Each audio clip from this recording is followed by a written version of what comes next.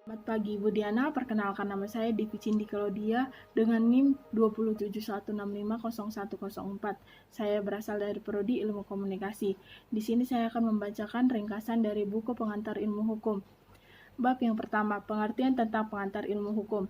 A. Pengertian dari segi pengantar. Pengantar ilmu hukum terdiri dari kata pengantar dan ilmu hukum. Mengantar yang berasal dari perkataan mengantar berarti membawa ke tempat yang dituju. Dalam bahasa asing juga diartikan inleading dalam bahasa Belanda dan introduction dalam bahasa Inggris yang berarti memperkenalkan. Bertitik tolak dari kata pengantar inilah maka PIH merupakan basis atau mata pelajaran dasar yang tidak boleh ditinggalkan oleh mereka yang mempelajari masalah dari cabang-cabang ilmu hukum. B. Pengertian dari segi ilmu hukum. Menurut salah satu ahli yang bernama Curzon bahwa ilmu hukum adalah suatu ilmu pengetahuan yang mencakup dan membicarakan segala hal yang berhubungan dengan hukum. Masalahnya luas sekali sehingga batas-batasnya tidak bisa ditentukan. Ilmu hukum tidak hanya membicarakan mengenai peraturan perundang-undangan saja, melainkan filsafatnya, perkembangannya dari masa ke masa yang lalu sampai sekarang. Selain itu juga ada yang mengatakan bahwa ilmu pengetahuan hukum adalah suatu ilmu yang berusaha menjelaskan tentang keadaan, inti, dan maksud tujuan dari bagian-bagian penting dari hukum serta pertalian antara berbagai bagian tersebut dengan ilmu pengetahuan hukum. Bab yang kedua, sejarah singkat pengantar ilmu hukum. Yang pertama, istilah ilmu hukum tidak tercipta begitu saja, tetap mempunyai sejarahnya sendiri. Kedua, pengantar ilmu hukum berasal dari terjemahan bahasa Belanda pada tahun 1920. Ketiga, istilah ini dalam bahasa Belanda yaitu inleiding tot de rechtswetenschap adalah suatu istilah yang semula dipergunakan di negeri Belanda yaitu di perguruan tinggi. Keempat, di Indonesia sendiri, istilah ini telah dikenal sejak tahun 1924 dengan didirikannya Rechtshochschule Sekolah Tinggi Hukum. Kelima, sedangkan istilah pengantar ilmu hukum sendiri digunakan untuk pertama kalinya di Universitas Gadjah Mada yang berdiri pada tanggal 3 Maret 1946. Bab ketiga, peran dan fungsi pengantar ilmu hukum. A. Peran dan fungsi PIH. Yang pertama, memberikan introduksi atau memperkarakan segala masalah yang berhubungan dengan hukum. Kedua, berusaha untuk menjelaskan tentang keadaan inti, maksud, dan tujuan dari bagian-bagian yang penting daripada hukum serta bertalian antara berbagai bagian tersebut dengan ilmu pengetahuan hukum. Ketiga, memperkenalkan ilmu hukum. Yang keempat, merupakan dasar dalam rangka studi hukum. Yang kelima, mengkualifikasikan mata pelajaran, pendahuluan, pembukaan ilmu pengetahuan hukum pada tingkat persiapan. B. Bukti-bukti pentingnya peran dan fungsi PIH. 1. Dari segi suaranya, PIH diajarkan di perguruan tinggi di berbagai negara. 2. Di Indonesia, istilah Belanda tadi dijadikan kurikulum oleh Rechtshochschule yang didirikan di Batavia atau Jakarta pada tahun 1924. 3. Pada waktu yang pertama kali Universitas Gadjah Mada berdiri untuk pertama kalinya diperkenalkan istilah pengantar ilmu hukum yang merupakan terjemahan dari istilah Belanda tersebut. Keempat, adanya surat keputusan Menteri Pendidikan dan Kebudayaan pada tanggal 30 September 1973. 5. Menurut keputusan Kopertis atau Koordinator Perguruan Tinggi Swasta Pengantar Ilmu Hukum merupakan mata kuliah ujian negara. Keenam, dalam rangka sistem kredit semester atau SKS mata kuliah pengantar ilmu hukum, bobot SKS-nya adalah 4 SKS.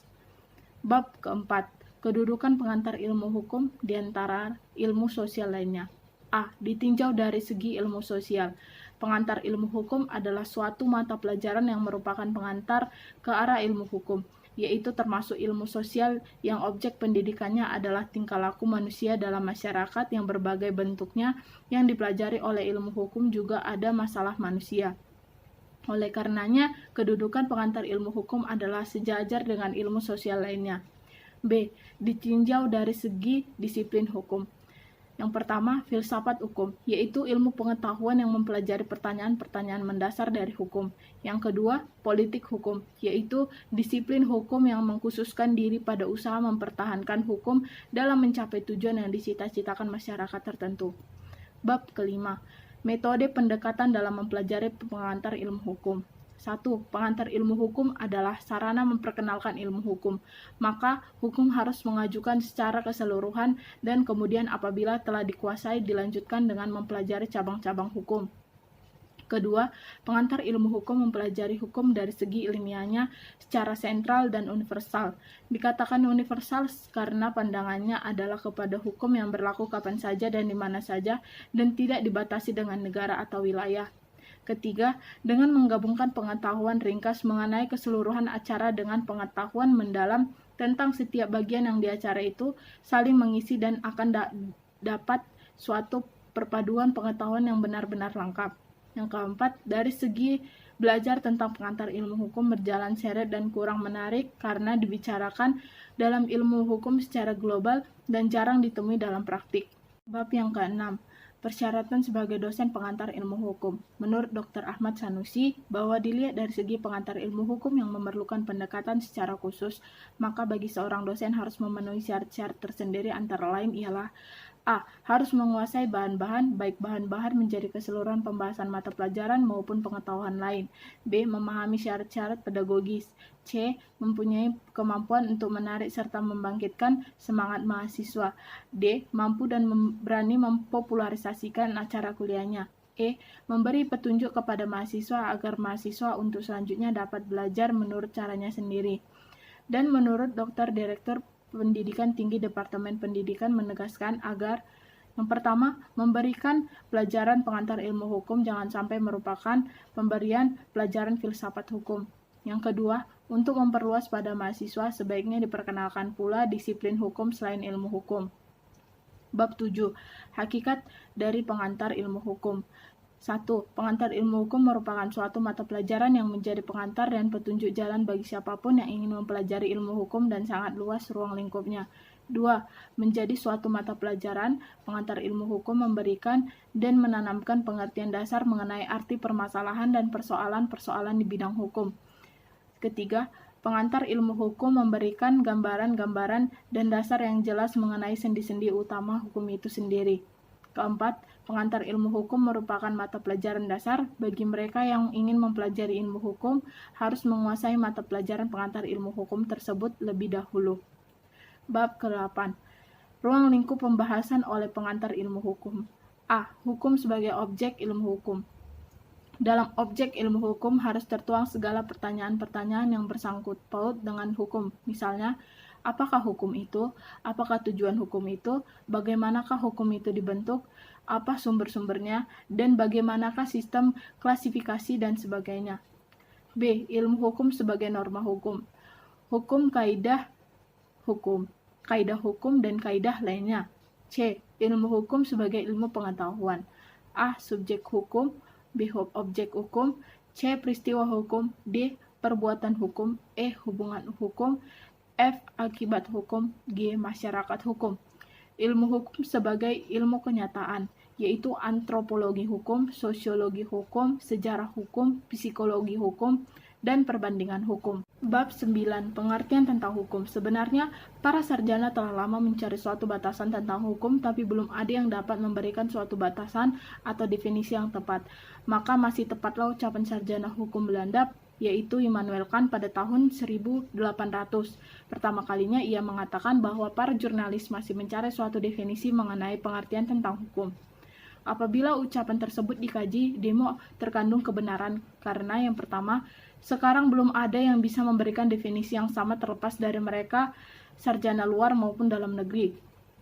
Yang kedua, hukum adalah gejala sosial yang selalu berubah-ubah diikuti perkembangan yang ada dalam masyarakat dan dipengaruhi oleh zaman. Yang ketiga, hukum selalu mempengaruhi oleh kebiasaan atau adat kesusilaan, kebudayaan, agama, dan sebagainya. A. Arti hukum dalam segi etimologi. 1. Hukum. Kata hukum berasal dari bahasa Arab yang merupakan bentuk tunggal ketika jamaknya adalah al-qas, yang selanjutnya diambil alih dalam bahasa Indonesia menjadi hukum. 2. Rege. Rege berasal dari bahasa Latin yaitu rectum, yang mempunyai arti bimbingan atau tuntutan, atau pemerintahan. Kata rege atau bimbingan atau pemerintah selalu didukung oleh kewibawaan. Seseorang yang membimbing pemerintah harus mempunyai kewibawaan. Kewibawaan mempunyai hubungan erat dan ketaatan, sehingga orang yang mempunyai kewibawaan akan ditaati oleh orang lain. Dari kata tersebut, timbullah juga istilah gerechtigkeit yang berarti keadilan. Jadi hukum di sini adalah kewibawaan dan keadilan. 1. Ius. Kata ius berarti hukum, berasal dari bahasa Latin, yaitu iubere, artinya mengatur dan memerintah. Perkataan mengatur dan memerintah itu mengandung berpangkal pokok pada kewibawaan. Kedua, lex. Kata lex berasal dari bahasa Latin dan berasal dari kata lecere, artinya mengumpulkan, ialah mengumpulkan orang-orang untuk diberi perintah. Jadi di sini terkandung pula adanya hukum, ialah wibawa atau otoritas, sehingga kata lex yang berarti hukum berhubungan dengan perintah dan wibawa. Berdasarkan uraian di atas dan disebutkan sebagai arti kata hukum, maka dapat disimpulkan bahwa pengertian hukum itu berkaitan erat dengan keadilan. Pengertian hukum itu bertalian dengan kewibawaan. Pengertian itu bertalian erat dengan ketaatan atau orde yang selanjutnya menimbulkan kedamaian. Dan pengertian hukum itu bertalian erat dengan peraturan dalam arti peraturan yang berisi norma. Bab 10. Hukum terdapat di mana saja. Hukum terdapat di seluruh dunia asal ada masyarakat manusia. Apeldoorn pernah menulis bahwa hukum terdapat di seluruh dunia di mana-mana asal ada kehidupan masyarakat manusia. Anggapan-anggapan tersebut adalah anggapan modern. Anggapan modern ini menolak anggapan kuno. Dan anggapan kuno mengatakan bahwa hukum hanya terdapat di dalam masyarakat yang beradab. Jadi pendapat ini di dalam masyarakat yang belum ada atau tidak beradab atau masyarakat primitif tidak terdapat hukum atau tidak dibenarkan. Penyelidikan para ahli ilmu pengetahuan sosiologi hukum dan antropologi budaya modern menghasilkan bukti-bukti bahwa hukum ada di mana saja. Anggapan kuno tersebut pun tidak dapat dibenarkan karena di dalam masyarakat yang masih primitif dijumpai pula peraturan-peraturan atau kebiasaan kehidupan sehari-hari yang oleh masyarakat yang bersangkutan dihormati, diindahkan, bahwa dipertahankan berlakunya. Antropologi budaya mengucapkan kita bahwa hukum itu adalah suatu kaidah biasa yang seperti asli kesusilaan umum moral dan agama. Hanya dibedakan dengan kaidah-kaidah lainnya ialah bahwa norma hukum dan norma yang terutama dipertahankan oleh suatu pemerintah negara.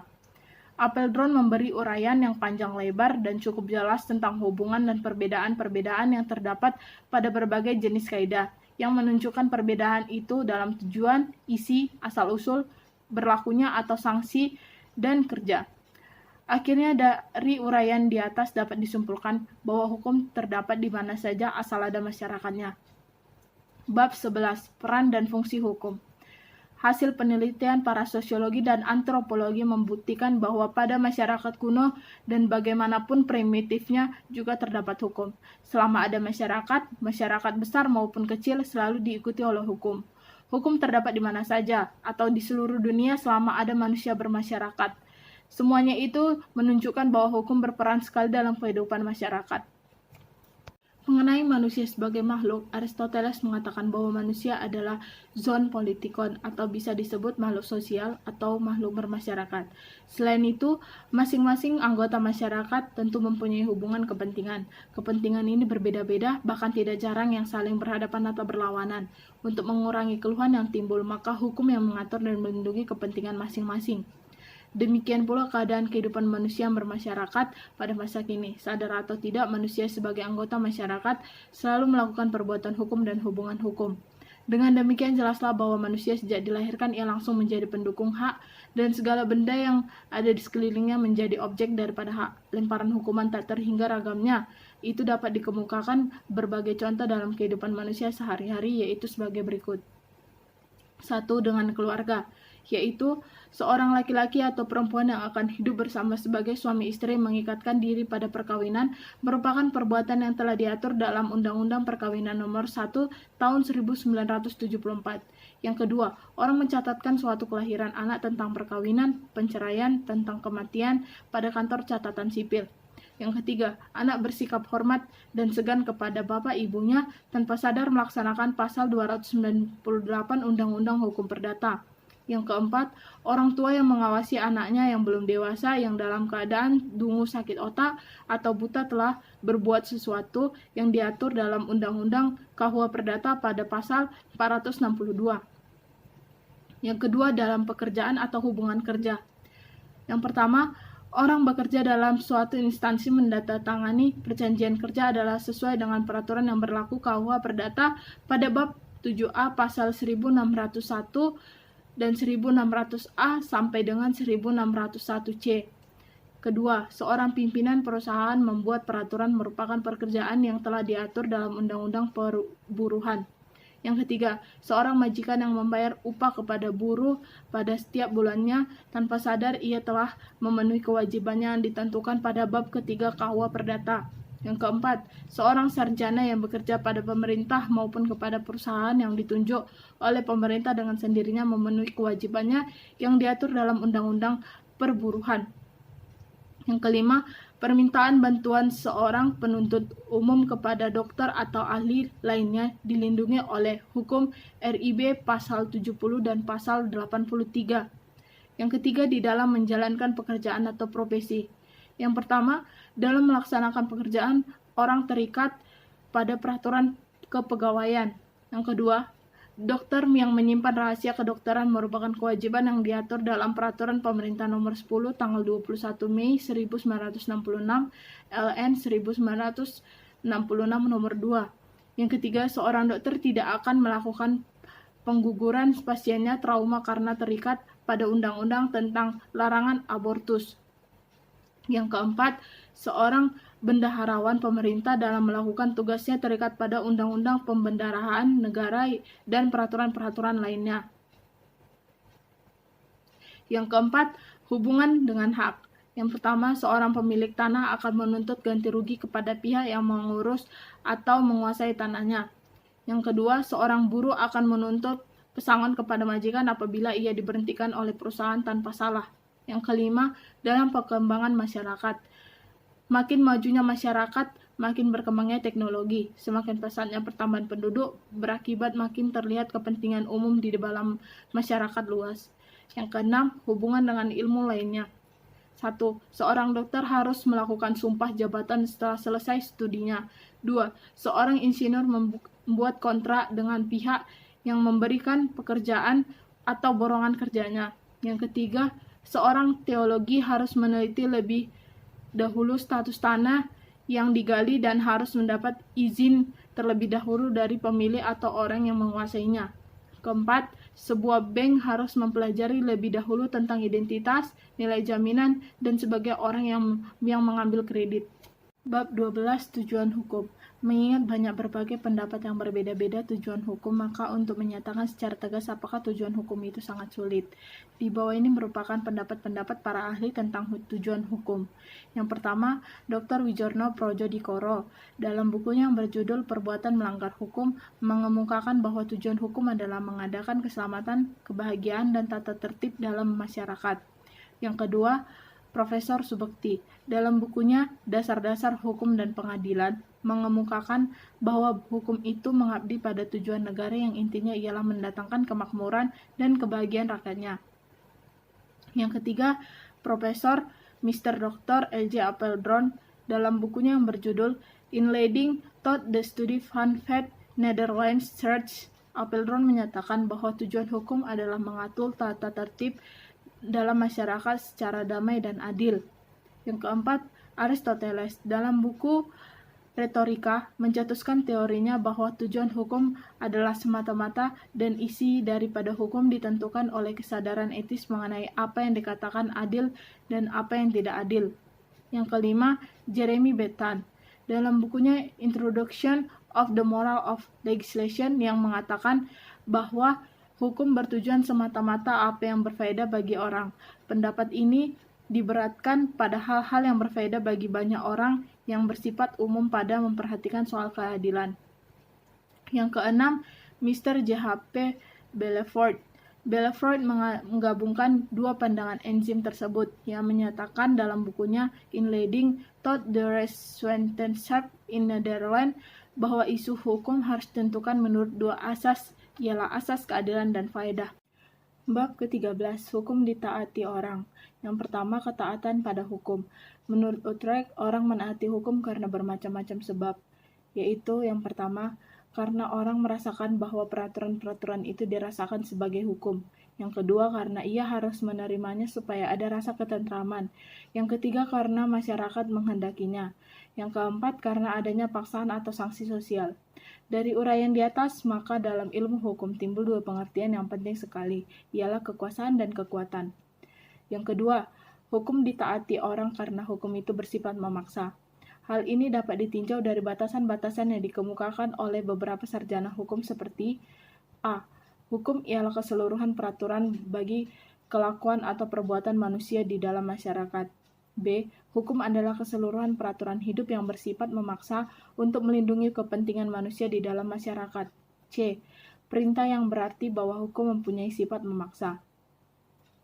Pasal-pasal tersebut dalam hukum berupa sanksi hukuman. Sebagai contoh sanksi hukuman dikemukakan A. Seseorang tidak akan membunuh karena dalam kitab undang-undang pidana siapa yang membunuh diancam hukuman mati atau penjara. B. Sepasang muda-mudi tidak akan hidup bersama tanpa nikah secara resmi karena sanksi Tuhan dan masyarakat sekelilingnya akan mencoba dan akan menghukum secara psikologis dalam kurung siksa atau pengucilan oleh masyarakat. C. Seorang nasabah akan membayar pinjaman pokok dan bunga pada waktu yang tepat karena bank dapat menguasai dan menyita jaminan serta menuntut ganti rugi. D. Seorang penarik cek yang dananya tidak cukup atau kosong pada bank akan dibatasi, kehilangan kepercayaan dari badan usahanya dan akan hancur kegiatan usahanya. Beberapa teori dan aliran yang menyebabkan mengapa hukum ditaati orang. A. Mazhab hukum alam atau kuadrat. Macam hukum alam adalah suatu aliran yang menelaah hukum dengan bertitik tolak dari keadilan yang mutlak, artinya bahwa keadilan tidak boleh diganggu. Masalahnya sekarang ialah apakah sebenarnya hukum alam itu? Hukum alam memiliki sifat-sifat seperti berikut. 1. Terlepas dari kehendak manusia atau tidak bergantung pada pandangan manusia. 2. Berlaku tidak mengenal batas waktu, adanya berlaku kapan saja. 3. Bersifat universal artinya berlaku bagi semua orang. Yang keempat, berlaku di semua tempat atau berlaku di mana saja, tidak mengenal batas tempat. Yang kelima, bersifat jelas atau dengan sendirinya bagi manusia. B. Mazhab sejarah. Mazhab sejarah dipropori oleh Fritz Karl von Schifini. Mazhab ini merupakan reaksi terhadap para pemuda hukum atau kode yang berpendapat bahwa hukum alam itu bersifat rasionalis, berlaku bagi segala bangsa untuk semua tempat dan waktu. Masa sejarah berpendapat bahwa tiap-tiap hukum itu ditentukan secara historis dan berubah menurut waktu dan tempat. Sebagaimana hal bahasa, hukum itu timbul melalui suatu proses yang perlahan-lahan. Hukum hidup dalam kesadaran berbangsa, maka hukum berpangkal pada bangsa. C. Teori teoraksi. Teori ini menganggap bahwa hukum itu kemauan Tuhan. Dasar kekuatan hukum dari teori inilah jalan kepercayaan kepada Tuhan. Perintah-perintah Tuhan ditulis di dalam kitab-kitab suci. Tinjauan tentang hukum dikaitkan dengan kepercayaan dan agama. Demikian pula dasar-dasar ajaran tentang legitimasi kekuasaan hukum. Teori-teori aksi ini di Barat diterima sampai zaman Renaissance abad ke-17. Sudaresan yang timbul adalah teori perjanjian. Namun demikian, menurut teori teoraksi tetap ada seperti Katolik, Islam, dan lain sebagainya. Bab ke-14. Kodifikasi dan perkembangan hukum. A. Pengertian kodifikasi hukum. Kodifikasi hukum adalah pembukuan hukum dalam satu himpunan UU dalam menteri yang sama. Tujuan daripada kodifikasi hukum adalah agar didapat suatu kesatuan hukum dan kepastian hukum. Kodifikasi nasional yang pertama adalah Kode Sivil Prancis atau Kode Napoleon. Dinamakan Kode Napoleon karena Napoleonlah yang memerintahkan dan mengundangkan UU Prancis sebagai UU nasional permulaan abad ke-18 setelah berakhirnya revolusi politik dan sosial di Prancis. Sebelumnya ada UU tersebut. Di Prancis tidak ada kesatuan hukum dan kepastian hukum karena yang dipergunakan adalah hukum kebiasaan atau adat yang berlaku untuk daerah masing-masing. Dengan kata lain, pada waktu itu di negara Prancis tidak ada kesatuan hukum dan kepastian hukum. Pada waktu sebelum revolusi Prancis, raja sangat berkuasa sehingga hak-hak negara tidak dihormati, hak asasi ditekan, dan belum tentu seorang dapat menuntut lewat peradilan bebas. Hal inilah yang menjadi pendorong diadakannya kodifikasi hukum. Begitu juga yang terjadi di Indonesia. Setelah adanya kodifikasi hukum atau hukum nasional yang berlaku adalah hukum adat di mana tiap-tiap daerah memiliki adat yang berbeda-beda sehingga hukum yang berlaku juga berbeda-beda. Dari banyaknya perbedaan hukum ini, itulah yang mendorong adanya hukum nasional yang berlaku di seluruh daerah yang ada di Indonesia, sehingga tetap ada persatuan dan kesatuan di negara Indonesia. B. Perkembangan kodifikasi hukum. Dengan adanya kode sipil atau kode Napoleon tersebut, timbullah anggapan bahwa 1. Seluruh permasalahan hukum sudah tertampung dalam suatu undang-undang nasional. 2. Di luar UU tidak ada hukum. 3. Hakim hanya melaksanakan UU yang berlaku di seluruh negara. Anggapan tersebut merupakan aliran yang dinamakan aliran legisme atau positifme perundang-undangan dengan pedoman di luar UU tidak ada hukum. Bab 15. Aliran-aliran atau praktik hukum. Di dalam praktik, 3 aliran hukum antara lain 1. Aliran legisme. Aliran ini berpendapat bahwa satu-satunya sumber hukum adalah undang-undang dan di luar undang-undang tidak ada hukum. Pada aliran ini, hakim hanya merupakan subtime automat dan pemutus perkara hanya didasarkan pada UU saja. Pengikut aliran ini adalah Dr. Friedrich dari Jerman dan Van Swenderen dari Belanda. Ternyata setelah berjalan kurang lebih 4-50 tahun, aliran ini menunjukkan kekurangannya, yaitu bahwa permasalahan-permasalahan hukum yang timbul di kemudian tidak dapat dipecahkan oleh UU yang telah dibentuk. Kedua, aliran hukum bebas. Aliran ini merupakan aliran bebas yang hukumnya tidak dibuat oleh badan legislatif dan menyatakan bahwa hukum terdapat di luar UU. Dalam aliran ini, hakim bebas menentukan atau menciptakan hukum dengan melaksanakan UU atau tidak. Pemahaman jurisprudensi adalah primer, sedangkan penguasaan undang-undang adalah sekunder. Hukum bebas ini timbul di dalam masyarakat dan diciptakan oleh masyarakat sendiri, berupa kebiasaan dalam kehidupan masyarakat dalam hukum konkret atau hukum alam yang sudah menjadi tradisi baik yang diajarkan oleh agama maupun adat istiadat. Yang ketiga, aliran penemuan hukum. Aliran ini merupakan aliran antara aliran legisme dengan aliran bebas. Aliran ini berpendapat bahwa hukum itu terbentuk dengan beberapa cara lain, antara lain karena pembentuk UU, karena administrasi atau tata usaha negara, karena peradilan, karena kebiasaan atau tradisi yang sudah mengikat masyarakat, dan karena ilmu. Aliran ini berpegang pada UU, tetapi tidak seketat aliran legisme karena hakim juga mempunyai kebebasan. Kebebasan di sini tidak seperti kebebasan yang dianut aliran Freiheitsteller. Hakim mempunyai kebebasan yang terikat dan keterikatan yang bebas. Tugas hakim merupakan upaya untuk menselaraskan UU dengan tuntutan zaman, dengan hal-hal yang konkret yang terjadi di dalam masyarakat, dan bila perlu menambah UU yang disesuaikan pada asas-asas keadilan. Bab 16. Terbentuknya hukum. Hukum terbentuk dari adanya kebiasaan, di mana kebiasaan tersebut dianggap menjadi sebuah kewajiban, dan juga akan mendapatkan sanksi jika kita tidak melakukan kebiasaan itu. Dalam kaidah hukum, hukum ini disebut dengan hukum kebiasaan, yang akhirnya menjadi hukum bagi masyarakat. Jika diturunkan dan dilakukan terus-menerus, nantinya hal ini akan menjadi sebuah adat bagi kita, dan dari sinilah terlahir yang namanya hukum adat. Pembentukan hukum di Inggris.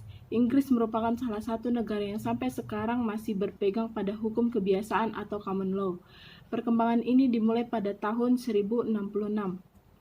Penguasaan kerajaan di Inggris pun kerap kali berperan menjadi hakim. Oleh karena itu, hakim-hakim tersebut dinamakan Judge of the Year atau itinerant judge, hakim keliling.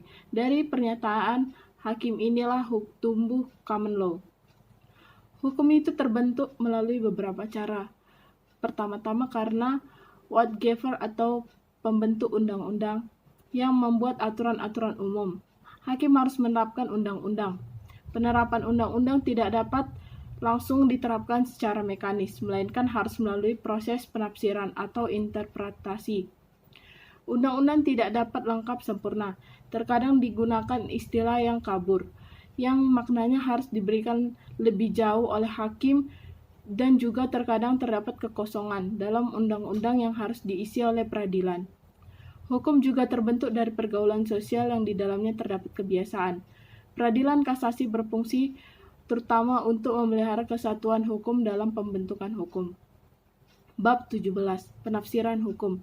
Macam-macam cara penafsiran. Penafsiran atau interpretasi peraturan perundang-undangan ialah mencari dan menetapkan pengertian akan peraturan tersebut sesuai dengan yang dikehendaki oleh si pembuat peraturan tersebut. Cara penafsiran dalam pengertian subjektif dan objektif. Dalam pengertian subjektif, apabila ditafsirkan seperti yang dikehendaki oleh pembuat undang-undang. Dalam pengertian objektif, apabila penafsiran lebih dari pada pendapat pembuat undang-undang dan sesuai dengan adat bahasa sehari-hari. Dalam pengertian sempit dan luas. Dalam pengertian sempit atau restriktif, yakni apabila dalil yang ditafsirkan diberi pengertian yang sangat. Dalam pengertian secara luas atau ekstensif, ialah apabila dalil yang ditafsirkan diberi pengertian seluas-luasnya atau juga disebut dengan penafsiran analogis. Bab 18. Pengisian kekosongan hukum. A. Pendahuluan. Scholten berpendapat bahwa hukum itu merupakan suatu sistem terbuka atau open system. Pendapat ini timbul berdasarkan pertimbangan tentang pesatnya kemajuan dan pertumbuhan masyarakat. Oleh karena dalam hukum yang ketinggalan itu terdapat banyak kekosongan di dalam sistem hukum yang terpaksa harus diisi oleh hakim asalkan pengisian atau penambahan itu tidak membawa perubahan prinsipal pada sistem hukum yang berlaku. Sebelum itu sistem hukum dianggap sebagai kesatuan yang lengkap dan tertutup. Di luar undang-undang tidak ada hukum dan hakim tidak boleh melaksanakan hukum yang tidak disebutkan di dalam undang-undang atau aliran legisme. Bahwa hukum merupakan sistem terbuka tersebut dapat dimengerti karena hukum sifatnya dinamis yang berkembang secara terus-menerus dalam suatu proses perkembangan. Hal ini membawa konsekuensi pada hakim dapat bahwa harus latement atau kekosongan di dalam sistem hukum asal penambahan tidak mengubah sistem pada pokoknya. Dalam hal ini, hakim membuat suatu pengertian hukum yang mengandung persamaan. Pengertian ini adalah asas hukum yang menjadi dasar lembaga hukum yang bersangkutan. Membuat pengertian hukum adalah suatu perbuatan yang bersifat mencari asas hukum yang menjadi dasar peraturan hukum yang bersangkutan adalah konstruksi hukum. Konstruksi hukum ini tidak boleh diadakan secara sewenang-wenangnya, harus didasarkan atas pengertian hukum yang ada di dalam undang-undang yang bersangkutan. Konstruksi hukum tidak boleh didasarkan atas anasir-anasir atau elemen-elemen yang di luar sistem material positif atau Scholten. B. Konstruksi hukum atau penafsiran analogis. Penafsiran analogis adalah penafsiran daripada suatu penaturan hukum dengan memberi ibarat atau kias pada kata-kata tersebut sesuai dengan atas hukumannya, sehingga suatu peristiwa yang sebenarnya tidak dapat dimasukkan lalu dianggap sesuai dengan bunyi peraturan tersebut, misalnya menyambung aliran listrik, dianggap sebagai mengambil aliran listrik. Menganalogi merupakan penciptaan konstruksi baru, mempunyai kesamaan permasalahan dengan ansir yang berlainan. Pada prinsipnya, analogi berlaku untuk masalah-masalah hukum perdata atau privat, terutama sekali dalam hukum perikatan. Sedangkan hukum publik yang sifatnya memaksa tidak boleh dilakukan analogi karena terikat pada pasal 1 KUH pidana pasal tersebut menegaskan bahwa seseorang tidak dapat dihukum selain atas kekuatan ketentuan pidana dalam undang-undang. Beberapa contoh tentang menggunakan undang-undang secara analogi ialah A. Ketentuan peraturan perundang-undangan tentang perjanjian jual-beli berlaku juga untuk perjanjian tukar-menukar seperti yang ditegaskan oleh pada pasal 1546 KUH Perdata. Bunyi pasal tersebut ialah untuk selainnya aturan tentang perjanjian jual-beli berlaku terhadap perjanjian tukar-menukar. Dari pengertian pasal 1546 KUH Perdata itu, kalau dua orang melakukan perjanjian jual-beli atau diatur dalam 1457 sampai pasal 1540 KUH Perdata dapat dipergunakan dalam perjanjian itu. B. Ketentuan tentang kedudukan seseorang yang dibawa pengampuan. Diambil pula dari ketentuan mengenai perwakilan seperti yang ditegaskan oleh pasal 452 ayat 3 KUH Perdata.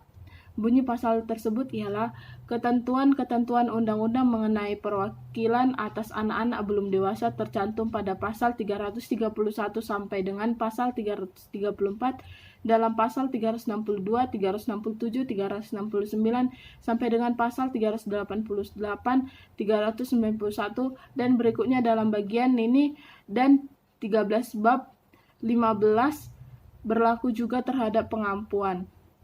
Kedudukan dan tugas seorang kurator sama dengan seorang wali, sedangkan kedudukan seorang kurandus sama seperti seorang anak yang belum cukup umur. C. Menggunakan undang-undang secara analogi terhadap pasal 1576 ayat 1 KUH Perdata tentang pengertian corporate grandeur. Maksudnya dengan dijual barang yang di dalam perjanjian sewa-menyewa, maka perjanjian sewa-menyewa itu tidak gugur. Bunyi pasal tersebut ialah dengan dijual barang yang disewa, suatu persewaan yang dibuat sebelumnya tidak diputuskan kecuali apabila ia telah diperjanjikan pada waktu yang menyewa barang. Kata kup atau barang dijual pada dapat dilakukan dengan cara menggunakan pasal ini dengan analogi untuk peristiwa barang itu diibahkan, dipertukarkan, atau hal-hal lain yang semacamnya. Jadi kata kup dianalogikan sehingga lebih luas pengertiannya menjadi levering, yang maksud pemindah tangan. Sehingga pasal 1567 ayat 1 KUH Perdata pengertian corporate grandeur setelah dilakukan secara analogi, rumusnya menjadi levering break grandeur. Artinya setiap pemindah tanganan suatu barang yang dalam perjanjian sewa-menyewa, maka perjanjian sewa-menyewa tidak gugur. D.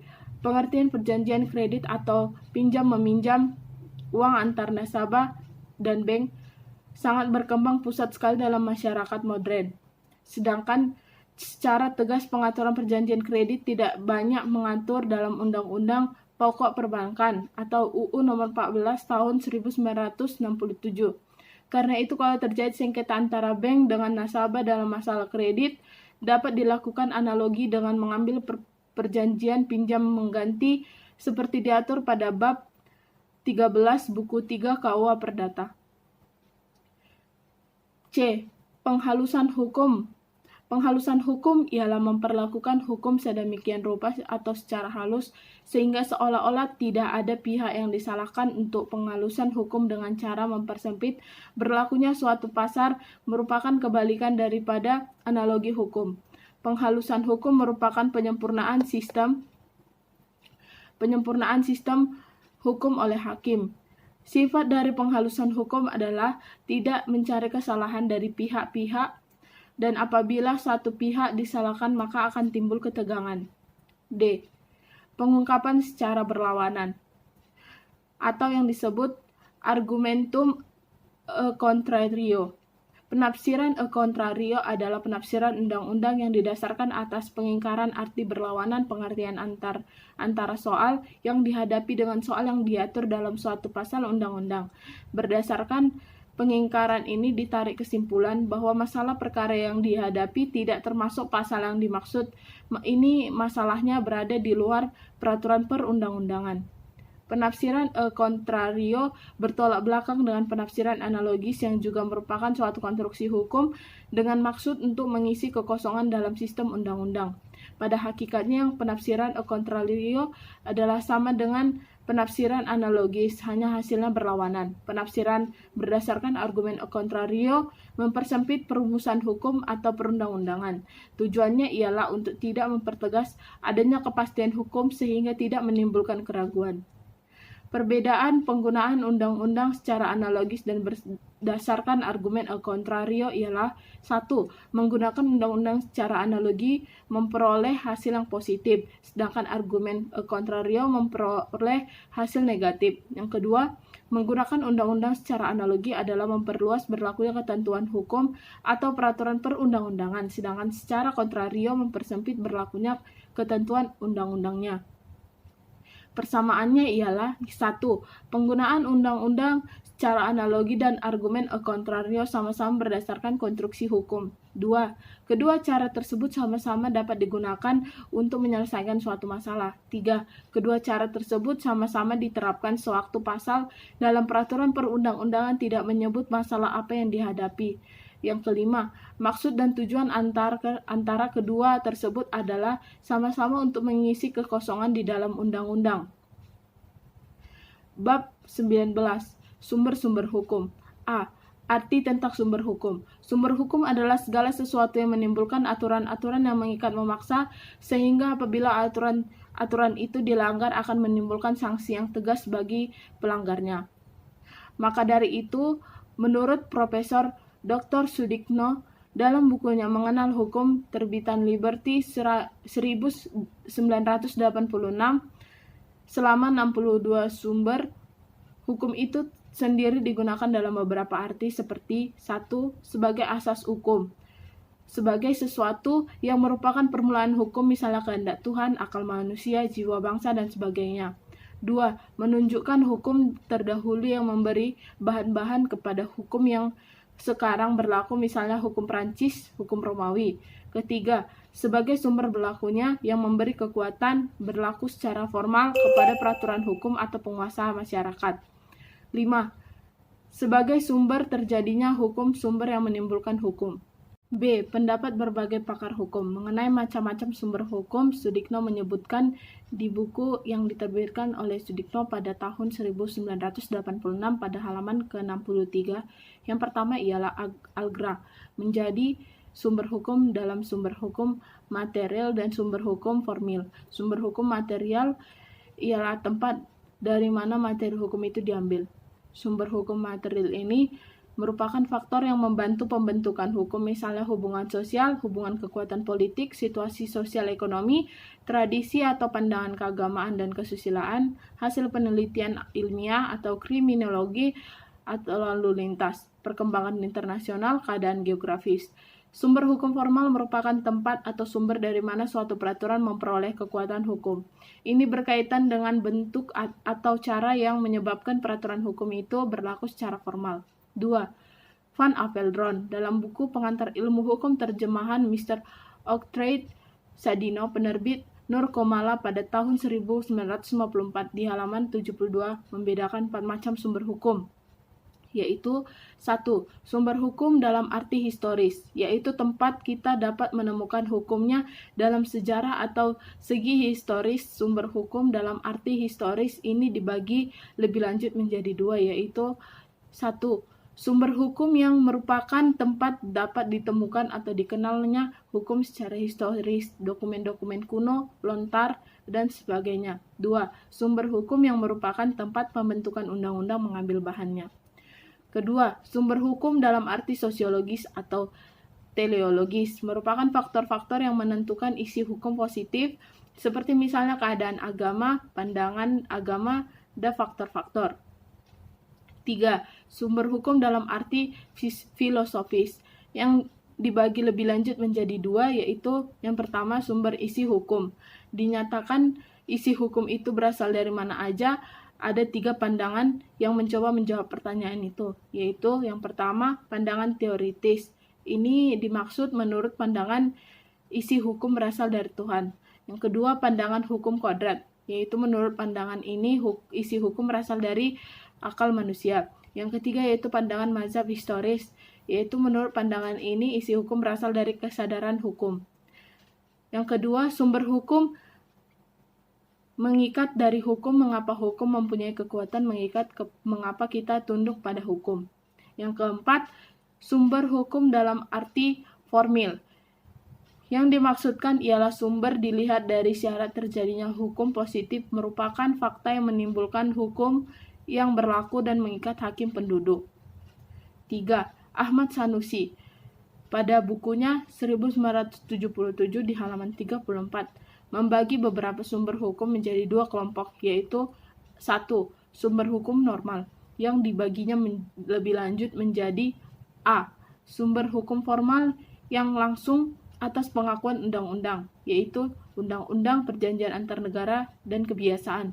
B. Sumber hukum normal yang tidak langsung atas pengakuan undang-undang, yaitu perjanjian, doktrin, dan jurisprudensi. C. Sumber hukum abnormal, yaitu proklamasi dan revolusi. 4. TAP MPRS nomor 20/MPRS/1966 menggunakan istilah sumber tertib hukum, yaitu Pancasila, Proklamasi Kemerdekaan 17 Agustus 1945, Dekret Presiden 5 Juli 1959, UUD, Surat Perintah 11 Maret 1966. 5. Sumber hukum filosofis ideologis dan sumber hukum yuridis. Yang pertama, Sumber hukum filosofis ideologis ialah sumber hukum yang dilihat dari kepentingan individu, nasional atau internasional sesuai dengan falsafah dan ideologi yang dianut di suatu negara. Misalnya A. Negara blok barat seperti Amerika, Inggris, Belanda, Jerman Barat, Prancis, Belgia. B. Di negara tirai besi dan tirai bambu seperti Uni Soviet, Republik Rakyat Cina ialah komunisme historis material yang diterapkan dengan paham Leninisme, Maoisme, Tioisme. Yang kedua, sumber hukum segi yuridis merupakan penerapan dan penjabaran langsung dari sumber hukum filosofis ideologis yang diadakan perbedaan antara sumber hukum formal dan sumber hukum material. A. Sumber hukum material ialah sumber hukum yang dilihat dari segi isinya. Misalnya 1. KUA pidana. Segi material ialah mengatur tentang pidana umum, kejahatan, dan pelanggaran. 2. KUA perdata dari segi material mengatur tentang masalah orang sebagai subjek hukum, barang sebagai objek hukum, perikatan perjanjian, pembuktian, dan kadaluarsa. B. Sumber hukum formal adalah sumber hukum yang dilihat dari segi yuridis dalam arti formal, yaitu sumber hukum dari segi bentuknya dan lazimnya terdiri dari undang-undang, kebiasaan, traktat, yurisprudensi, doktrin. A. Undang-undang. Pendahuluan. Undang-undang merupakan sumber hukum formal. Di samping kebiasaan, traktat, yurisprudensi, dan doktrin, banyak orang yang termaksud orang awam tetapi terpelajar menurut istilah Apeldoorn tidak mengerti perbedaan antara undang-undang dan hukum. Mereka menganggap undang-undang yang dikeluarkan oleh pemerintah adalah hukum dan oleh karena perlu diadakan pembahasan lebih lanjut tentang undang-undang yang dimaksud. B. Apakah undang-undang itu? Di dalam praktik, apabila ada orang mengatakan undang-undang tanpa keterangan lebih lanjut, maka yang dimaksud selalu undang-undang dalam arti formal. Dengan demikian timbul anggapan bahwa undang-undang adalah hukum. Selanjutnya ada yang mengatakan bahwa A. Undang-undang adalah suatu peraturan negara yang mempunyai kekuasaan hukum yang mengikat, diadakan oleh pemerintah, pelihara oleh penguasa negara. Menurut Doctorandus C.St. Kansil. B. Undang-undang adalah produk daripada membentuk undang-undang yang terdiri dari Presiden dan DPR seperti yang dimaksud pada pasal 5 ayat 1. C. Terbentuknya undang-undang. 1. Cara pembentukan undang-undang. Cara pembentukan undang-undang dan badan mana yang diberi wewenang tergantung kepada sistem pemerintahan yang dianut oleh negara yang bersangkutan. 2. Pembentukan undang-undang. A. Di negara Belanda. Di negara Belanda yang berwenang untuk membuat undang-undang adalah Raja atau Kroon bersama Stand General berdasarkan Grondwet negara Belanda pasal 112. B. Di Amerika Serikat. Dengan demikian dalam sistem pemerintahan trias politika yang berwenang untuk membuat undang-undang adalah bagian legislatif saja, badan eksekutif merupakan pelaksana saja, dan apabila terjadi pelanggaran, badan yudikatif harus mengadili. Mula-mula banyak negara yang mengikuti jejak Montesquieu, tetapi kemudian banyak juga yang mengikuti sepenuhnya atau menolak sama sekali. Negara yang sampai sekarang masih mengikuti secara penuh adalah Amerika Serikat. Pembuatan undang-undang secara berada di tangan Kongres atau legislatif, Presiden sebagai badan pelaksana eksekutif, sedangkan badan yudikatif berada pada Court of Justice. C. Bagaimanakah cara pembuatan undang-undang di Indonesia? Berdasarkan Undang-Undang Dasar, maka pembuatan UUD dilaksanakan oleh Presiden bersama Dewan Perwakilan Rakyat atau DPR, yaitu Undang-Undang Dasar 1945 pasal ke-5. Untuk dapat diajukan atau diusulkan ke DPR, dibuatlah rancangan UUD terlebih dahulu. Inisiatif pembuatan rancangan undang-undang dapat diambil oleh Presiden maupun oleh anggota DPR. 3. Kedudukan Presiden dan DPR sama kuatnya. 1. Kedudukan Presiden dan DPR sama kuatnya. 2. Yang dibicarakan di sini ada mengenai pembuatan undang-undang atau undang-undang dalam arti formal dan bukan arti material. 3. Presiden dan DPR sama-sama menjadi kunci dari pembentukan undang-undang. Kalau di muka telah dibicarakan tentang pembuatan undang-undang, terdapat dua cara atau dua sistem, ialah satu sistem umum. Sistem umum atau sistem general adalah sistem penyusunan isi daripada undang-undang, dengan hanya mengisi pokok-pokoknya saja. Yang dimaksud dan yang dimuat hanya garis besarnya saja, atau undang-undang pokok. Yang kedua, undang-undang lengkap. Di dalam sistem undang-undang lengkap, maka undang-undang oleh pembuatnya diisi dengan pasal-pasal yang lengkap sekali, terperinci, jelas, dan lebih banyak mengarah ke hukum dalam bentuk kodifikasi. Sistem ini banyak dianut oleh negara-negara Eropa kontinental. D. Undang-undang dalam arti formil dan material. 1. Undang-undang dalam arti formil. Undang-undang dalam arti formil adalah keputusan penguasa yang diberi nama undang-undang atau undang-undang yang dilihat dari segi bentuknya. Menurut Ahmad Sanusi, yang dimaksud dengan undang-undang dalam arti formil adalah undang-undang yang ditinjau dari segi pembentukannya. 2. Undang-undang dalam arti material. Yang dimaksud dengan undang-undang dalam arti material adalah penetapan kaidah hukum yang disebutkan dengan tegas sehingga menurut sifatnya menjadi mengikat. Semua peraturan perundang-undangan yang bersifat mengatur artinya berlaku untuk umum. Keputusan penguasa yang dilihat dari segi isinya mempunyai kekuatan mengikat untuk umum. Ditinjau dari segi isinya, undang-undang diartikan material apabila ia sebagai peraturan yang dikeluarkan oleh sesuatu alat penguasa. Di sini badan dan cara pembentukannya adalah sekunder, tetapi apa pada umumnya undang-undang formil juga memenuhi aspek materialnya. Tata jenjang atau hierarki perundang-undangan. Apa yang dimaksud dengan tata jenjang perundang-undangan? Jenjang perundang-undangan adalah urutan mengenai tingkat dan derajat daripada undang-undang yang bersangkutan. 2. Bagaimanakah derajat kedudukan UUD tahun 1945? Di mana letak tata jenjang TAP MPR? Di mana letak tata jenjang undang-undang peraturan pemerintah dan sebagainya itu? Bagaimana bentuk dan tata aturan perundang-undangan di Indonesia?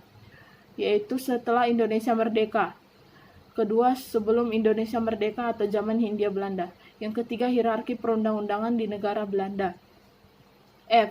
Kekuatan dan kekuasaan berlakunya undang-undang. 1. Apakah yang dimaksud kekuatan dan kekuasaan yang berlaku undang-undang? Yang maksud dengan kekuatan berlakunya undang-undang ialah kekuatan mengikat antara undang-undang, sedangkan yang dimaksud dengan kekuasaan ialah kekuasaan berlakunya undang-undang terhadap lingkungannya. Lingkungan berlakunya undang-undang, yaitu 1. Waktu, mulai dari akhir berlakunya. 2. Territorial sphere atau daerah berlakunya undang-undang. 3. Personal sphere, yakni terhadap siapa orang-orang mana undang-undang itu berlaku. 4.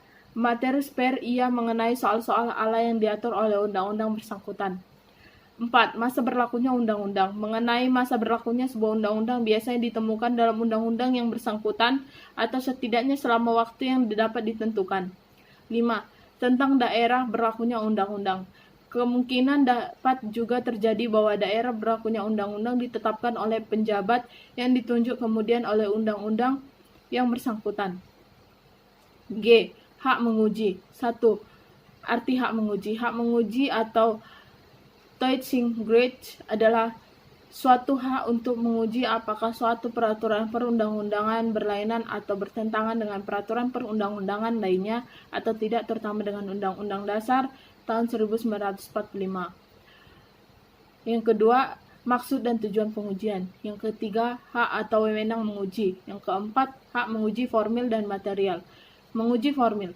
Hak menguji formil adalah kewenangan untuk menilai apakah suatu produk badan legislatif sudah dibuat dengan tata cara sebagaimana ditentukan oleh peraturan perundang-undangan, yaitu bagi Indonesia pasal 5 ayat 1 UUD 1945 atau tidak.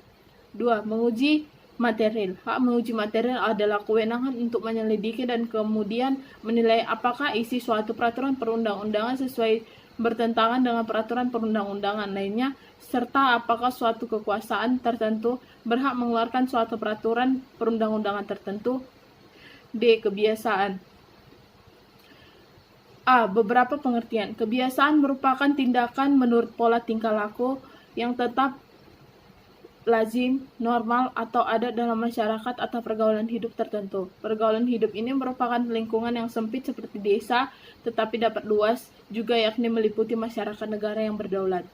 B. Hukum kebiasaan. Menurut uraian di atas, kebiasaan adalah perbuatan manusia yang dilakukan berulang-ulang mengenai hal tingkah laku, kebiasaan yang diterima oleh masyarakat yang selalu dilakukan oleh orang lain sedemikian rupa sehingga masyarakat beranggapan bahwa memang harus berlaku demikian. Namun demikian tidak semua kebiasaan itu mengandung hukum yang baik dan adil. Oleh karenanya, belum tentu kebiasaan atau adat istiadat itu pasti menjadi sumber hukum. Jadi kebiasaan-kebiasaan yang baik dan diterima masyarakat sesuai dengan kepribadian masyarakat yang kemudian berkembang menjadi hukum kebiasaan.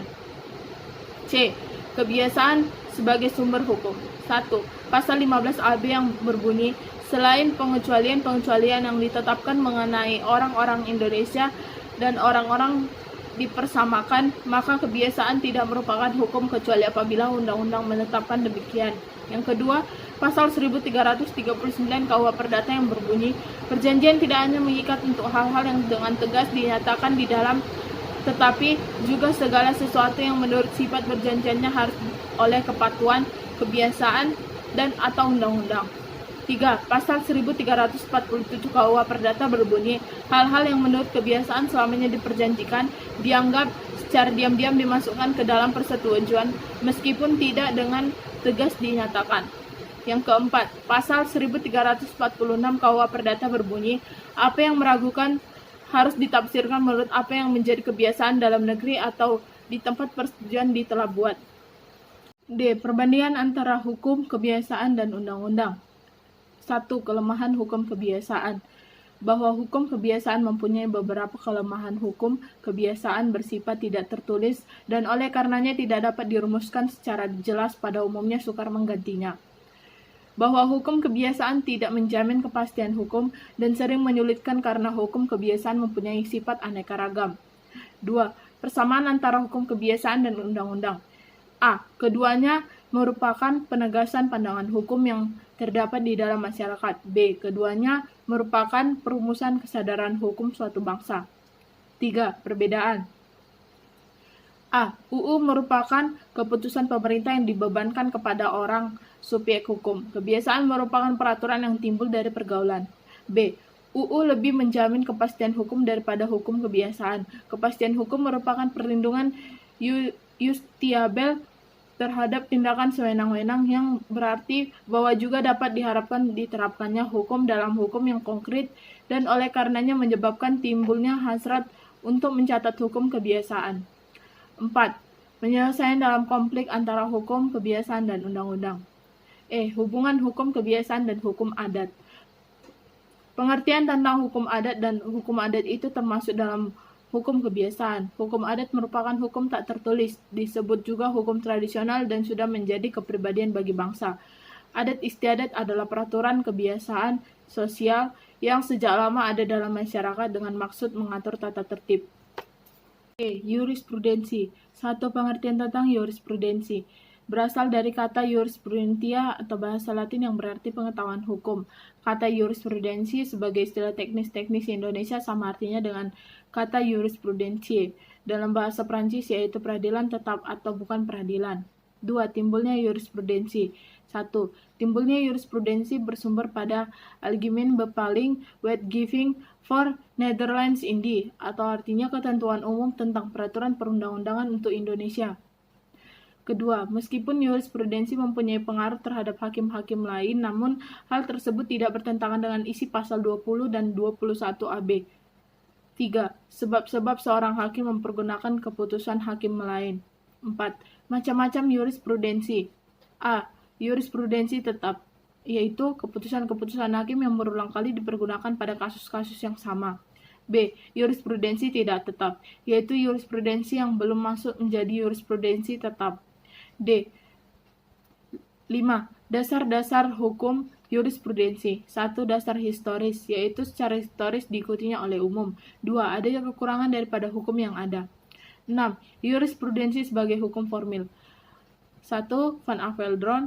2. Bevel Freud. 3. Utrecht. 4. Deddy Sumardi, SH, dalam bukunya Sumber-Sumber Hukum Positif mengatakan pada halaman 44. 5. Profesor Dr. Suepomo. 7. Nilai dan arti pentingnya jurisprudensi ditinjau dari berbagai segi aliran hukum, yaitu yang pertama, anggapan menurut aliran legisme. Aliran ini beranggapan bahwa undang-undang itu sedemikian sempurnanya sehingga semua persoalan hukum yang ada di dalam masyarakat sudah tertampung oleh undang-undang. B. Anggapan menurut aliran Freirechtsweigung. Menurut aliran ini, mempelajari jurisprudensi adalah primer, sedangkan mengetahui undang-undang adalah sekunder. Anggapan ini dari anggapan Rechtspfinding dapat diketahui betapa pentingnya jurisprudensi untuk dipelajari di samping perundang-undangan. B. 8. Asas-asas jurisprudensi. 1. Asas presiden. Dalam asas presiden, hakim terikat kepada keputusan-keputusan yang lebih dahulu dari hakim yang sama derajatnya atau dari hakim yang lebih tinggi. 2. Asas bebas. Asas bebas ini adalah kebalikan dari asas presiden. F. Traktat. A. Beberapa pengertian. Traktat atau treaty adalah perjanjian yang dibuat antar negara yang dituangkan dalam bentuk tertentu. Perjanjian tersebut merupakan perjanjian internasional. B. Macam-macam traktat. 1. Traktat bilateral atau traktat binasional. 2. Traktat multilateral. 3. Traktat kolektif. C. Akibat yang menyangkut orang. Apabila perjanjian ini menyangkut hubungan antara orang dengan orang lain, maka timbul hukum privat internasional. Sedangkan yang menyangkut bahwa orang atau umum atau negara menimbulkan hukum publik internasional. D. Pembuatan traktat. Tahap perundingan, tahap penutupan, tahap pengesahan atau ratifikasi. D. Tahap pertukaran piagam. E. Menyelesaikan pelanggaran traktat, yaitu masalah sengketa dalam pelanggaran hukum perdata dalam masalah pelanggaran hukum publik. G. Doktrin. Doktrin sebagai sumber hukum formil. Doktrin adalah pendapat dari para sarjana hukum yang terkemuka yang besarnya mempengaruhi terhadap hakim. 20. Penggolongan dan klasifikasi hukum. 1. Dengan sumber-sumbernya berlaku serta bentuk-bentuk dari sumber-sumber itu, sambil memperhatikan kenapa yang pernah diutarakan lebih dahulu, maka kita dapat membedakan A. Hukum undang-undang. B. Hukum persetujuan. C. Hukum perjanjian antar negara atau hukum traktat. D. Hukum kebiasaan dan hukum adat. E. Hukum jurisprudensi. F. Hukum ilmu. G. Hukum revolusi. Memperhatikan lebih lanjut bahwa semua berita itu ada yang berbentuk naskah tertulis dan yang tidak tertulis. Demikian maka penggolongannya dapat dibedakan pula dalam A. Hukum tertulis, meliputi hukum undang-undang, hukum perjanjian antar negara dan sebagian kecilnya hukum adat. B. Hukum tak tertulis, meliputi hukum kebiasaan sebagaimana besar hukum adat, hukum jurisprudensi, hukum ilmu, dan hukum revolusi. Menurut Asanusi, hukum persetujuan dapat dimaksudkan sebagai hukum tertulis atau hukum tidak tertulis sesuai dengan bentuk persetujuan itu sendiri yang sebagaimana diketahui adalah pada dasarnya bebas dari bentuk-bentuk tertentu. 2. Dengan kepentingan-kepentingan yang diatur atau dilindunginya. Kepentingan siapa dan dalam kependudukan siapa bertindak dalam sesuatu hubungan hukum dengan tidak melupakan batas-batas tingkatnya yang selalu beralih-alih. Maka kita dapat membedakan pada dasarnya 3 golongan. Pertama, kepentingan perseorangan. Kedua, kepentingan masyarakat, seperti hal mendirikan tempat permusyawaratan di desa-desa, hal pengakuan badan-badan hukum, mendirikan perkumpulan atau persero-perseroan, hal ketentraman pada waktu tidur malam, hari, dan lain-lain. Ketiga, kepentingan negara, seperti keamanan, batas-batas wewenang dari badan-badan negara, dan cara-cara melaksanakannya, perbendaharaan negara, hubungan baik dengan negara lain, dan sebagainya. Sedang hukum yang mengatur atau melindungi kepentingan-kepentingan negara sebagai penguasa adalah hukum politik. Tentang hukum yang mengatur atau melindungi kepentingan masyarakatnya mungkin kini termasuk privat, mungkin juga menjadi hukum publik. A. Kepentingan-kepentingan seseorang tentang nama, tempat tinggal, perwakilan, warisan, harta benda, kekayaannya, jual beli, tukar menukar, sewa menyewa antar orang-orang itu sama lain, ataupun mengenai jual beli, sewa menyewa dengan negara adalah termasuk pengaturan hukum privat. B. Kepentingan-kepentingan dalam membentuk negara beserta alat-alat perlengkapannya dan memberikan kekuasaan serta cara-cara melakukan kekuasaan tersebut, kepentingan keamanan daerah negara, kepala negara, ataupun tiap-tiap anggota masyarakat di dalam suatu negara itu serangan-serangan musuh atau pengacau. Kepentingan mengurus segala perbendaharaan negara dan memelihara kepentingan-kepentingan timbal balik dengan negara lain termasuk pengaturan hukum publik. C. Tentang pentingnya masyarakat, hendaknya dikemukakan bahwa yang mempunyai kepentingan itu memang masyarakat tersendiri, seperti dalam contoh mendirikan sesuatu tempat permusyawaratan di desa, gedung-gedung sekolah, jalan, dan pengairan. Mengikuti susunan tradisional dengan penyimpangan hal-hal detail di mana terdapat pengecualian digolongkan dalam A. Hukum privat meliputi hukum perdata, hukum dagang, dan hukum privat internasional. B. Hukum publik meliputi hukum negara, tata usaha negara, hukum pidana, hukum acara. 21. Kaidah hukum dan kaidah sosial. Manusia adalah makhluk sosial atau zoon politikon. Kata Aristoteles, sebagai makhluk sosial selalu ingin hidup berkelompok, hidup bermasyarakat. Keinginan itu didorong oleh kebutuhan biologis.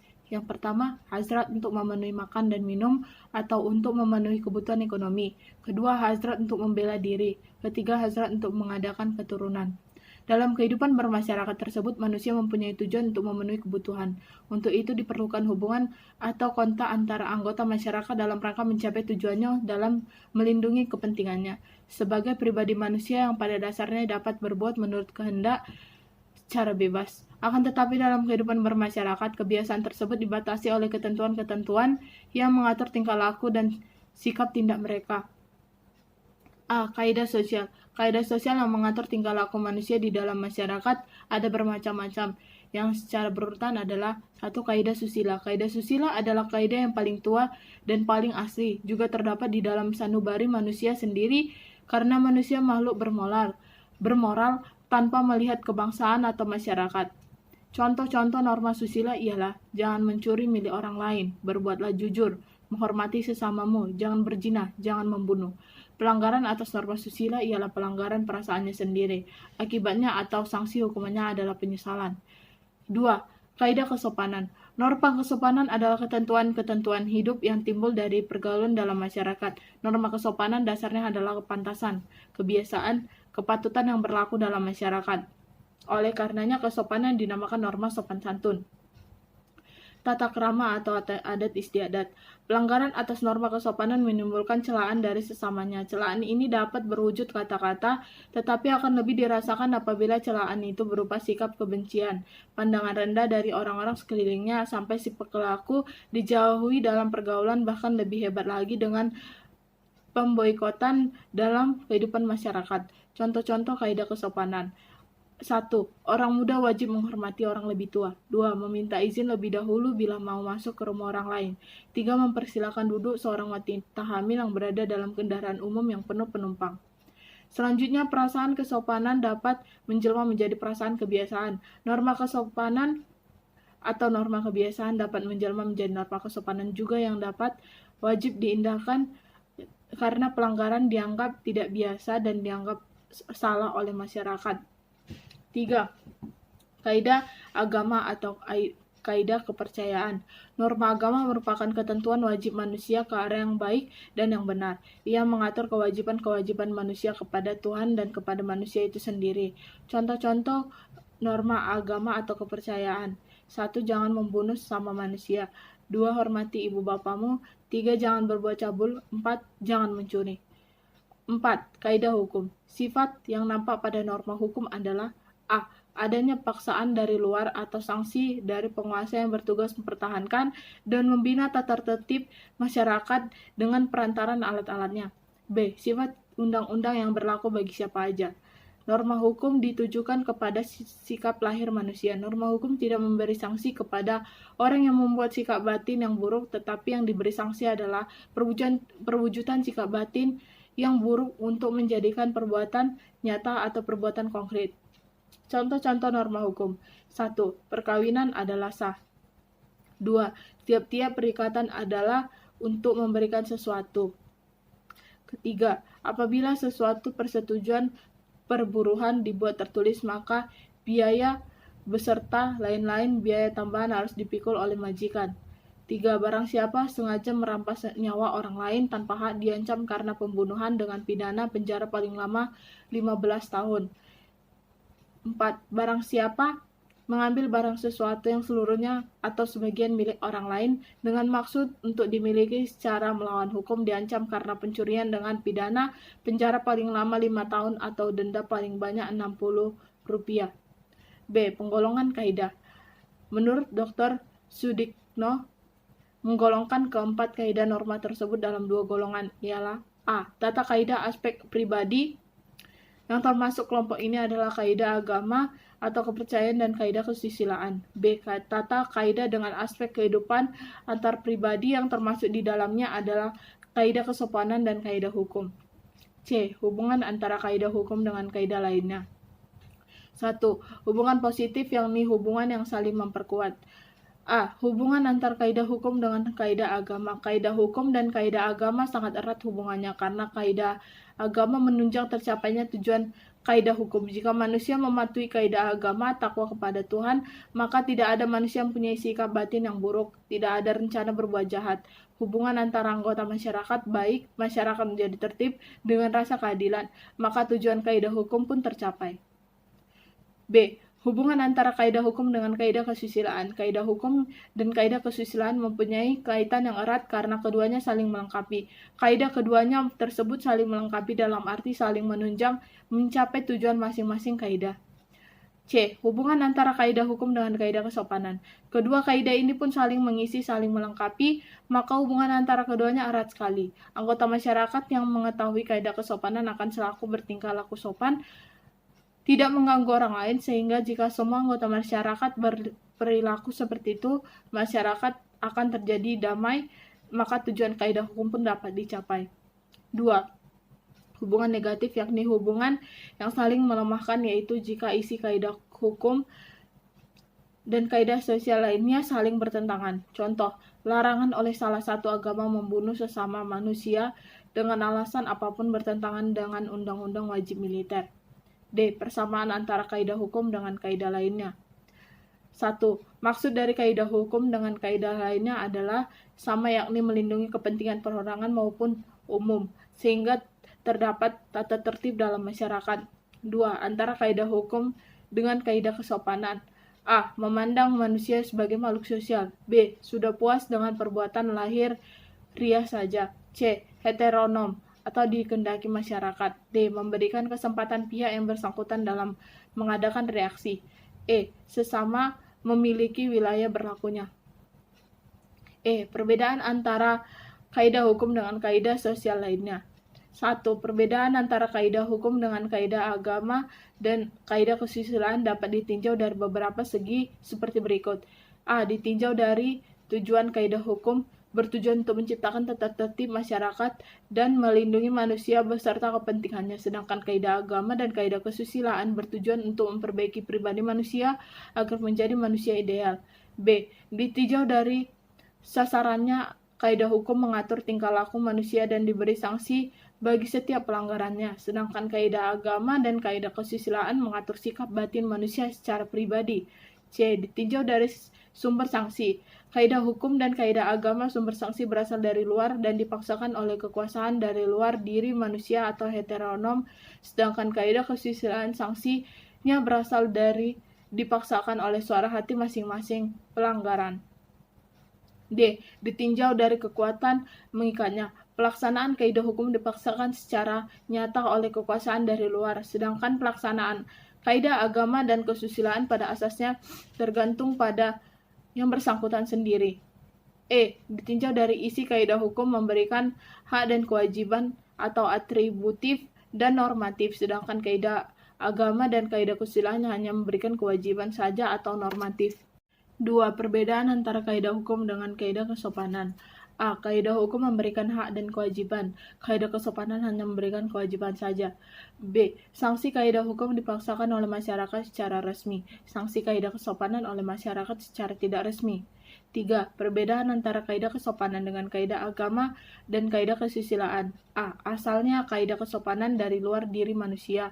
Kaidah agama dan kaidah kesusilaan berasal dari pribadi manusia. B. Kaidah kesopanan berisi aturan yang ditunjukkan kepada sikap lahir manusia. C. Tujuan kaidah kesopanan menerbitkan masyarakat agar tidak ada korban. Kaidah agama dan kaidah kesusilaan bertujuan untuk menyempurnakan manusia agar tidak menjadi manusia jahat.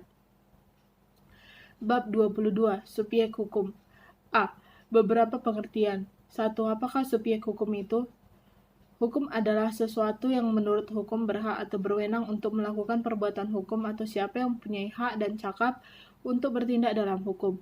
2. Subjek hukum adalah sesuatu pendukung hak yang menurut hukum berwenang atau berkuasa bertindak menjadi pendukung hak. Ketiga, subjek hukum adalah segala sesuatu yang menurut hukum mempunyai hak dan kewajiban. 2. Siapa yang menjadi subjek hukum? Pada dasarnya yang dapat menjadi subjek hukum adalah manusia atau orang atau person. 3. Ada dua pengertian orang atau person sebagai subjek hukum. A. Naturalistic. Person adalah Mensch. Person yang disebut orang atau manusia pribadi. B. Rechtsperson adalah orang yang berbentuk badan hukum yang dapat dibagi dalam 1. Public Rechtsperson yang sifatnya ada unsur kepentingan umum seperti negara. 2. Private Rechtsperson atau badan hukum privat yang mempunyai sifat atau adanya unsur kepentingan individual. B. Manusia sebagai subjek hukum. 1. Dasar hukum. Menurut hukum yang berlaku, setiap manusia mempunyai hak dan kewajiban. Hak dan kewajiban ini dilindungi oleh hukum, misalnya A. Adanya larangan mengenai perampasan atau pendukung hak tersebut mengakibatkan Burgerlijk atau kematian perdata, misalnya perbudakan dan sebagainya. B. Larangan kematian perdata ini dicantumkan pada pasal 3 KUH Perdata dan pasal 15 UUDS 1950. Pasal 15 UUDS 1950 ayat 2 berbunyi, tidak suatu hukuman pun mengakibatkan kematian perdata atau kehilangan semua hak kewarganegaraan. C. Sidang Pleno Konstituante tanggal 11 September 1988 menerima perumusan, orang tidak boleh dihukum dengan mengakibatkan hilangnya hak asasi manusia atau warga negara. D. Sila dari Pancasila Pre-Kemanusiaan melarang manusia dijadikan objek hukum, sehingga diperlakukan sebagai benda atau objek yang dapat dijual-belikan, digadaikan, dan sebagainya. E. UUDS 1950 menyatakan bahwa perbudakan orang atau perdagangan budak dan penghambaan budak dilarang. Pasal 10 UUDS berbunyi, tidak seorang pun boleh diperbudak, diperlakukan atau diperhamba, perbudakan atau perdagangan budak dan penghambaan dan segala perbuatan berupa apapun yang tujuannya sama-sama dilarang. 2. Pendapat beberapa pakar mengenai apa yang dimaksud dengan orang yang dapat dikemukakan beberapa pakar hukum antara lain A. Menurut Profesor J. Harjawijaya, orang adalah merupakan suatu pengertian terhadap manusia. B. Menurut Profesor Agnes, yang dimaksud dengan orang adalah manusia sebagai Rechtsperson. C. Menurut Profesor Ko Jae-sing berpendapat bahwa yang dimaksud dengan orang tidak hanya manusia biasa tetapi juga badan hukum. Manusia dan badan hukum dapat mempunyai sikap, hak, dan dalam orang yang dapat diartikan sebagai subjek hukum. 3. Pandangan hukum modern. Tiap person adalah subjek hukum dengan tidak memandang agama atau kewarganegaraan. 4. Pandangan dunia. Setiap manusia atau pribadi menjadi subjek hukum sejak saat dia lahir, yang berakhir dengan kematiannya. 5. Pandangan agama. Agama menegaskan bahwa manusia adalah sebagai subjek hukum, sebagai makhluk yang dimulaikan Tuhan. 6. Pandangan hukum di Indonesia. A. Bahwa setiap manusia pribadi adalah pendukung yang hak. B. Dalam sidang pleno pada tanggal 11 September 1998 oleh konstituante diterima sebagai salah satu hak asasi manusia. Setiap orang berhak atas kehidupan dan penghidupan, kemerdekaan dan keselamatan pribadinya. C. Asas tersebut dalam UUD 1945 hanya dijamin secara tegas bagi warga negara saja, tetapi dapat diperluas untuk warga negara asing sepanjang tidak merugikan kedudukan warga negara Indonesia sendiri. D. Mengenai hukum privat berlaku pasal KUH Perdata yang menyebutkan bahwa dalam menikmati hak-hak kenegaraannya. E. Di muka telah ditegaskan bahwa orang asing pun sebagai subjek hukum asal perlindungan atas kedudukan orang asing itu tidak merugikan kedudukan warga negara sendiri. C. Pengecualian. Pengecualian mengenai subjek hukum. 1. Anak dalam keluarga. 2. Cakap hukum. Ketiga, binatang sebagai subjek hukum. Yang keempat, badan hukum sebagai subjek hukum. Dan yang kelima, teori badan hukum. Teori badan hukum ini terdapat yaitu teori fiksi, teori kekayaan tujuan, teori organ, dan teori peralatan atau kekayaan. Bab 23. Objek hukum. Pengertian. Objek hukum adalah segala sesuatu yang berguna bagi subjek hukum, manusia atau badan hukum, dan yang dapat menjadi pokok permasalahan dan kepentingan bagi para subjek hukum. Oleh karenanya dapat dikuasai oleh subjek hukum. Contohnya ialah Amir dan Jamal mengadakan perjanjian jual beli rumah. Rumah adalah objek hukum. Dasar hukum. Berdasarkan undang-undang yang mengatur tentang benda yang ada. Yang pertama, Buku 2 KUH Perdata, yang mengatur secara umum dan luas tentang benda yang terdiri dari benda berwujud, tidak berwujud, bergerak, dan tetap. Kedua, Undang-Undang Pokok Agraria atau Undang-Undang Nomor 51 Tahun 1960. Undang-undang mengatur tentang tanah. Hak-hak atas tanah menurut hukum barat dalam KUH Perdata dikonversi menjadi hak atas tanah menurut hukum agraria kecuali mengenai hipotek. Yang ketiga, Undang-Undang Nomor 21 Tahun 1961, Undang-Undang tentang merek perusahaan dan merek perniagaan. Undang-undang ini mengatur tentang benda yang bersifat tidak kebendaan. Yang keempat, Ordonansi Nomor 100 Tahun 1939, mengatur tentang kapal terbang sebagai benda tetap. Kelima, Buku 2 KUH D, mengatur tentang benda-benda di laut atau kapal. Jika kapal berukuran 20 meter kubik ke atas, termasuk sebagai benda tetap.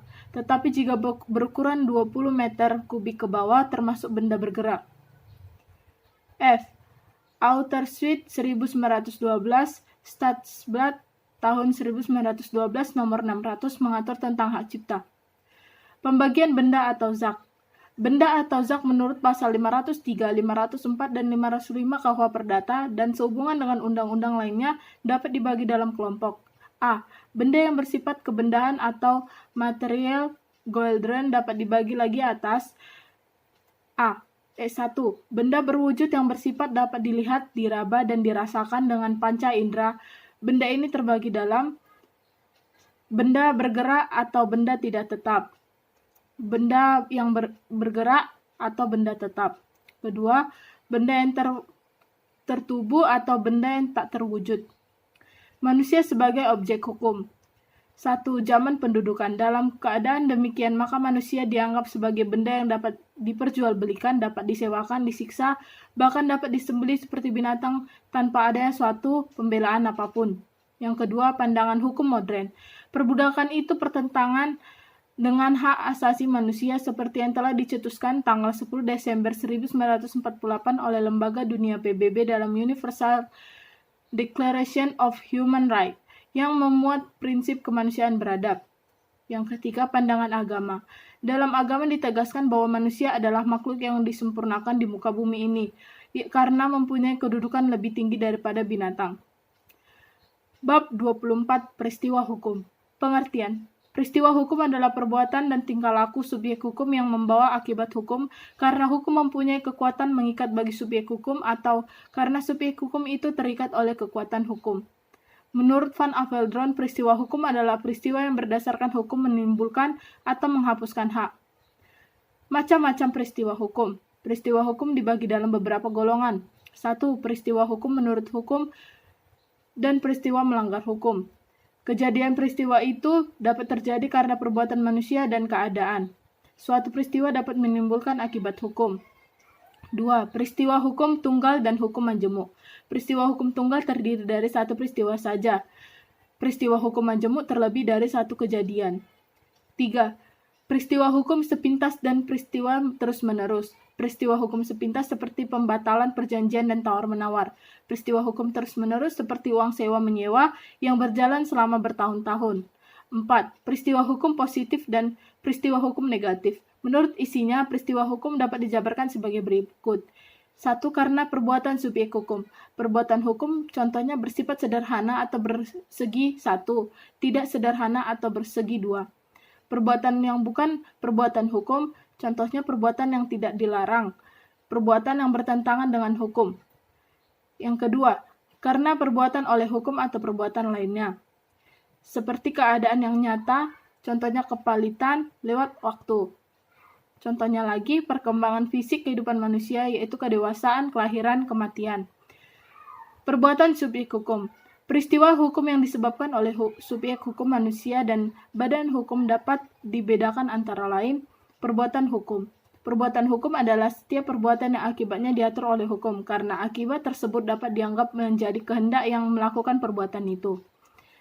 Perbuatan yang bukan perbuatan hukum, yaitu setiap perbuatan hukum yang akibat hukumnya tidak dikehendaki oleh pelakunya, meskipun akibat tersebut diatur oleh hukum. Adanya pandangan luas tentang perbuatan melanggar hukum mengakibatkan mengurangi kepastian hukum, tapi keuntungannya adalah diisinya keresahan dan kekosongan hukum keadilan.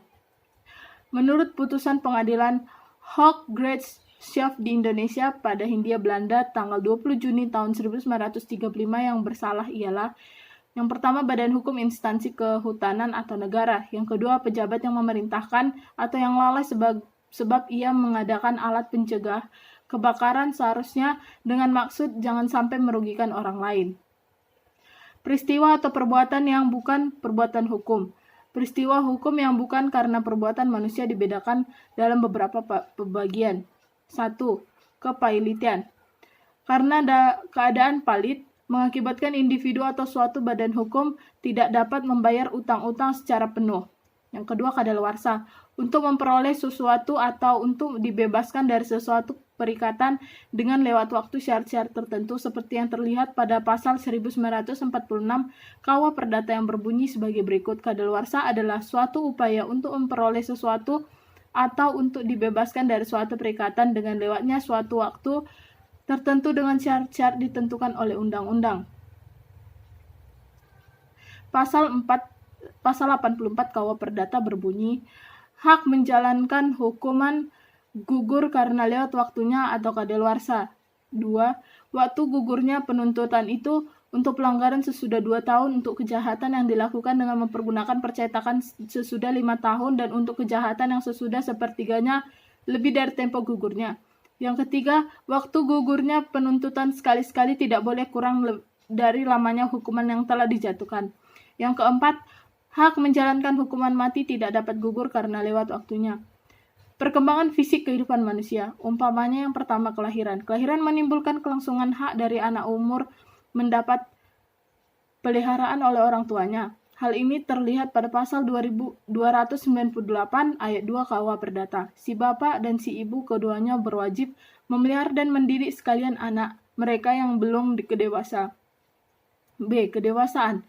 Anak yang telah dewasa mempunyai kewajiban untuk memberi ongkos kepada orang tuanya, terlebih lagi apabila orang tuanya tidak ada atau tidak mempunyai penghasilan. Pasal 321 KUH Perdata berbunyi, tiap-tiap anak berkewajiban memberi nafkah kepada kedua orang tuanya dan para keluarga sedarahnya dalam garis ke atas apabila mereka dalam keadaan miskin. C. Kematian. Pada saat kematian ini, hak dan kewajiban lenyap dan timbul bersamaan, artinya lenyapnya hak dan kewajiban bagi yang meninggal dan tubuhnya hak dan kewajiban bagi para ahli waris. D. Kejadian-kejadian lain. Contohnya pasal 1553 KUH Perdata yang berbunyi, jika sewaktu-waktu sewa barang disewakan sama sekali musnah karena suatu kejadian yang tidak disengaja, maka persetujuan sewa gugur demi hukum. Dari pasal ini dapat diartikan bahwa misalnya mengakibatkan menyelamatkan perjanjian sewa-menyewa, lenyaplah perjanjian sewa-menyewa tersebut. Bab 25. Hubungan hukum. A. Beberapa pengertian. Hubungan hukum adalah hubungan antara dua atau lebih subjek hukum seperti judulnya hubungan hukum. Perihal ini membahas tentang hubungan subjek hukum seperti hubungan orang yang satu dengan yang lain, orang yang dengan masyarakat atau masyarakat yang satu dengan yang lain. Hubungan pun berkaitan dengan hukum. Misalnya adalah hubungan hukum yang diatur oleh hukum ialah pasal 1457 KUH Perdata tentang perikatan yang timbul karena adanya satu perjanjian. Jadi setiap hukum memiliki dua segi, yaitu segi befogate atau kekuasaan atau kewenangan atau hak. Yang kedua, pledge atau kewajiban. B. Segi hubungan hukum. Setiap hukum memiliki dua segi, yaitu kekuasaan, kewenangan, dan kewajiban. Kewajiban ini segi pasif daripada hukum. C. Unsur-unsur hubungan hukum. Ada 3 unsur hubungan dalam hukum, yaitu 1. Adanya orang-orang yang hak atau kewajibannya saling berhadapan. 2. Adanya objek yang berlaku berdasarkan hak dan kewajiban tersebut. 3. Adanya hubungan antara pemilik dan pengembang kewajiban atau adanya hubungan atas objek yang bersangkutan. D. Syarat-syarat daripada hubungan hukum. Adapun syarat-syarat daripada hubungan hukum ialah 1. Adanya dasar hukum, ialah peraturan-peraturan hukum yang mengatur hubungan hukum itu. 2. Timbulnya peristiwa hukum. E. Macam-macam atau jenis hubungan hukum. Hubungan hukum ada 3 macam, yaitu 1. Hubungan hukum yang bersegi 1. Dalam hal ini hanya ada satu pihak yang berwenang, sedangkan pihak lain hanya berkewajiban. 2. Hubungan hukum bersegi 2. Di dalam segi ini, 2 pihak yang saling berkaitan menjadi wewenang. 3. Hubungan antara satu subjek hukum dengan subjek hukum lainnya. Bab 26. Hak. A. Pengertian. Hubungan hukum, kekuasaan, dan kewenangan juga disebut sebagai hak. Dalam ilmu hukum, hak disebut juga hukum subjektif. Hak tidak hanya meliputi satu kewenangan atau hak saja, namun terkadang merupakan suatu kesimpulan hak atau kewenangan. Dalam pasal 570 KUH Perdata disebutkan bahwa hak milik adalah hak untuk menikmati kegunaan atau kebendaan dengan cara bagaimanapun asalkan tidak bertentangan dengan peraturan yang ada. B. Teori tentang hak. Pada abad ke-19 di Jerman dikemukakan 2 teori, yaitu yang pertama, teori yang menganggap bahwa hak sebagai kepentingan yang terlindungi. Teori ini merumuskan bahwa hak itu merupakan sesuatu penting bagi yang bersangkutan yang untuk dilindungi oleh hukum. 2. Yang menganggap hak sebagai kehendak yang dilengkapi dengan kekuatan. Teori ini mengatakan bahwa hak itu adalah suatu kehendak yang dilengkapi dengan kekuatan yang oleh tata tertib hukum diberikan kepada yang bersangkutan. C. Penyosialan hak. Adanya penyosialan hukum yang mengubah sifat dan tujuan hukum akan merubah ulah sifat dan tujuan hak sehingga hak mengalami penyosialan. D. Menyalahgunakan hak. Menyalahgunakan hak dianggap ada apabila orang menjalankan hak secara tidak sesuai dengan tujuan. Karena hak diberikan tujuan sosial dan juga hak tidak berarti melindungi kepentingan sosial. E. Macam-macam hak. Pada umumnya hak dibagi menjadi 2 golongan besar, yaitu hak mutlak. Hak mutlak ialah setiap kekuasaan mutlak yang oleh hukum diberikan kepada subjek hukum untuk berbuat sesuatu yang bertindakan akan memperhatikan kepentingannya. Hak mutlak juga merupakan hak yang memberikan kekuasaan kepada yang bersangkutan untuk wajib dihormati oleh setiap orang lain. 2.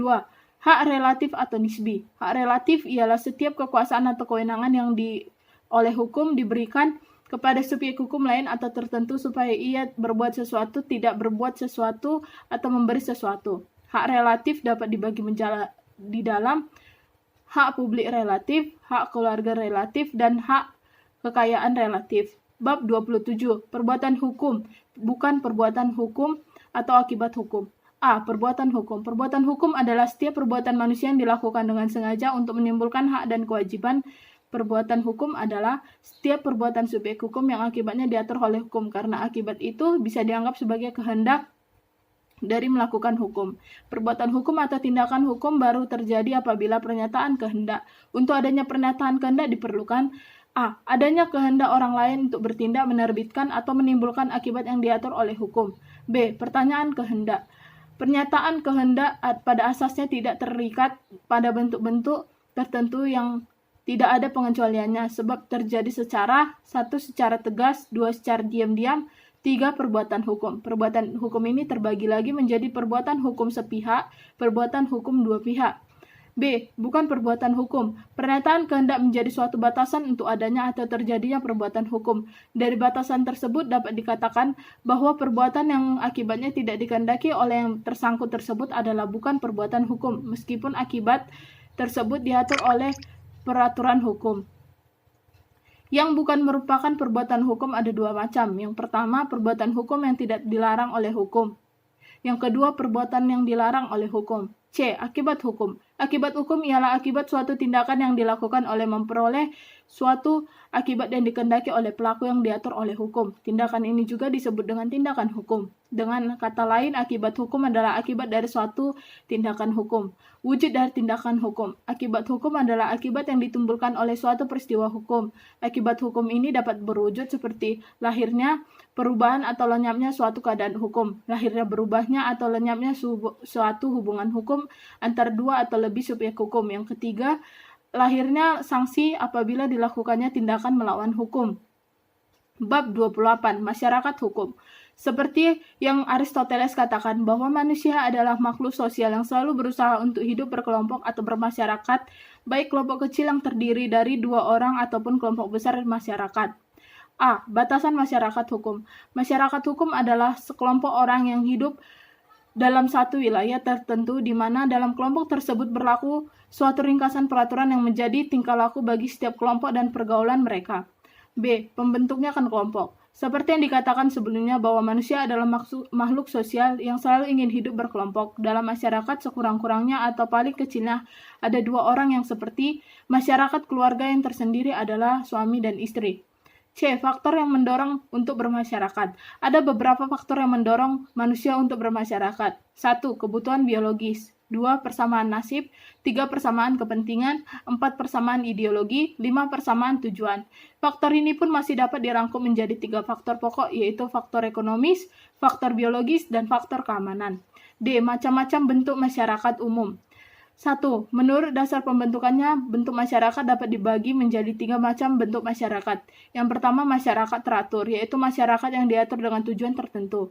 Yang kedua, masyarakat teratur yang terjadi dengan sendirinya, yaitu masyarakat yang tidak akan sengaja terbentuk, tetapi masyarakat itu ada karena kesamaan kepentingan.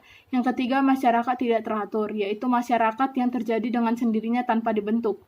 Kedua, menurut dasar hubungan yang diciptakan oleh para anggota, yaitu masyarakat paguyuban. Yang kedua adalah masyarakat patembayan. Yang ketiga, menurut dasar peri kehidupan dan kebudayaannya, terbagi atas masyarakat primitif dan masyarakat modern, masyarakat desa dan masyarakat kota, masyarakat teritorial, masyarakat genealogis, masyarakat teritorial genealogis. Keempat, menurut hubungan keluarga, yaitu seperti keluarga inti, keluarga luas, suku bangsa, dan bangsa sendiri. Bab 29. Antropologi hukum. A. Pengertian antropologi hukum adalah suatu cabang ilmu pengetahuan yang mempelajari pola-pola sengketa dan penyelesaiannya pada masyarakat-masyarakat sederhana maupun masyarakat yang sedang mengalami proses perkembangan dan pembangunan. Metode pendekatan antropologi menurut Eubers ialah suatu segi yang menonjol dari antropologi adalah pendekatan secara menyeluruh yang dilakukan terhadap manusia. Antropologi hukum mempunyai persamaan dengan sosiologi hukum. Keduanya ingin mengerti dan kemudian bisa menjelaskan fenomena hukum itu, dan kemudian bisa menjelaskan fenomena hukum itu, dan bukan hanya untuk memakai peraturan-peraturan hukum yang konkret untuk mengarahkan tingkah laku manusia. Yang juga perlu mendapat perhatian adalah sebagaimana seseorang antropolog mempelajari hukum. Untuk itu, Sarjono Soekanto menyatakan 1. Anggapan masyarakat tentang pedoman perihal peri kemanusiaan yang pantas. 2. Mengadakan identifikasi terhadap peri kelakuan nyata dari rakyat dan warga masyarakat. Menurut mempunyai beberapa fungsi prudensial mental untuk memelihara kedudukan masyarakat, yaitu 1.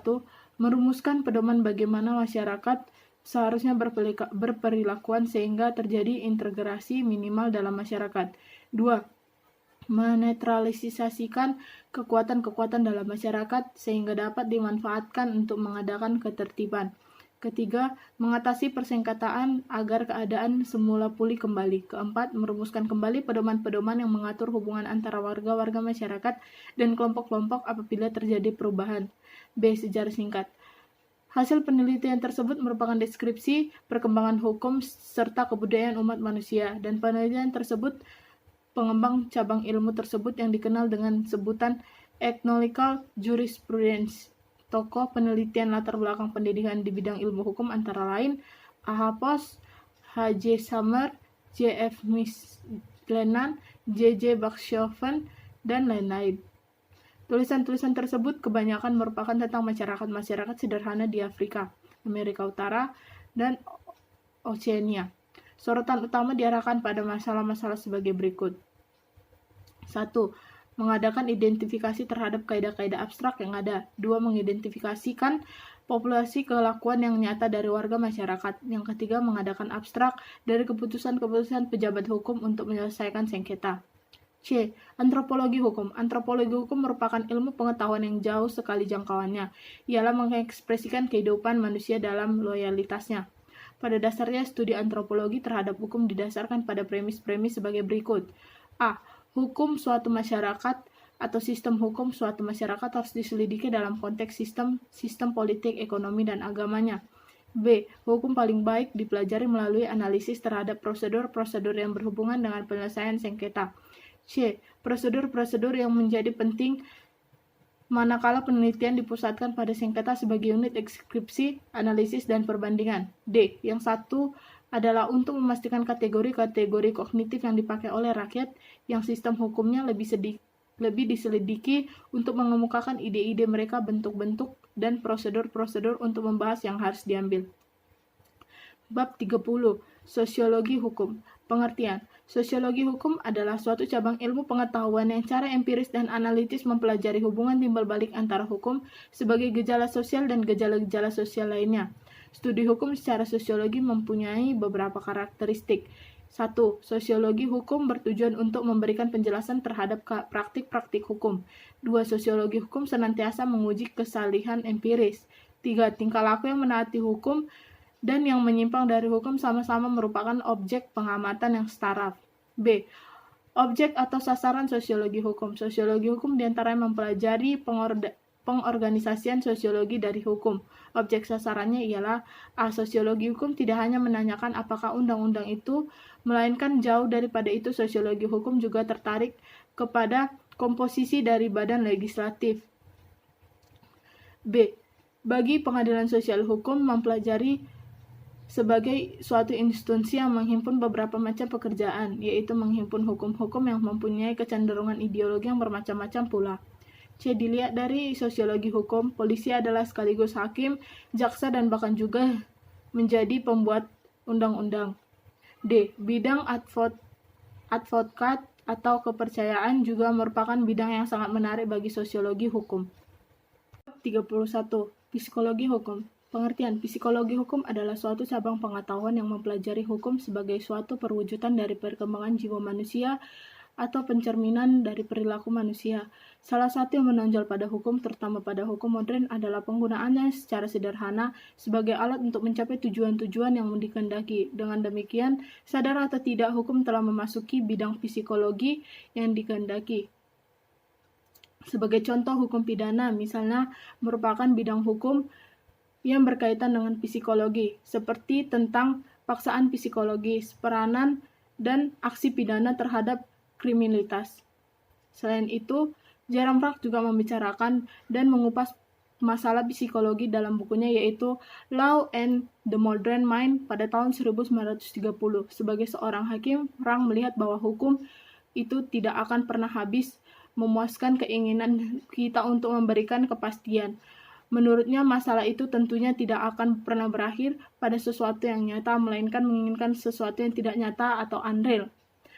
Bab 32. Sejarah hukum. Sejarah umum, pendahuluan. Pada zaman ini, manusia yakin bahwa kemampuannya untuk mengembangkan dan memajukan sesuai dengan bidang peradaban perwujudan pemikiran baru yang kritis merupakan ilmu-ilmu di berbagai bidang.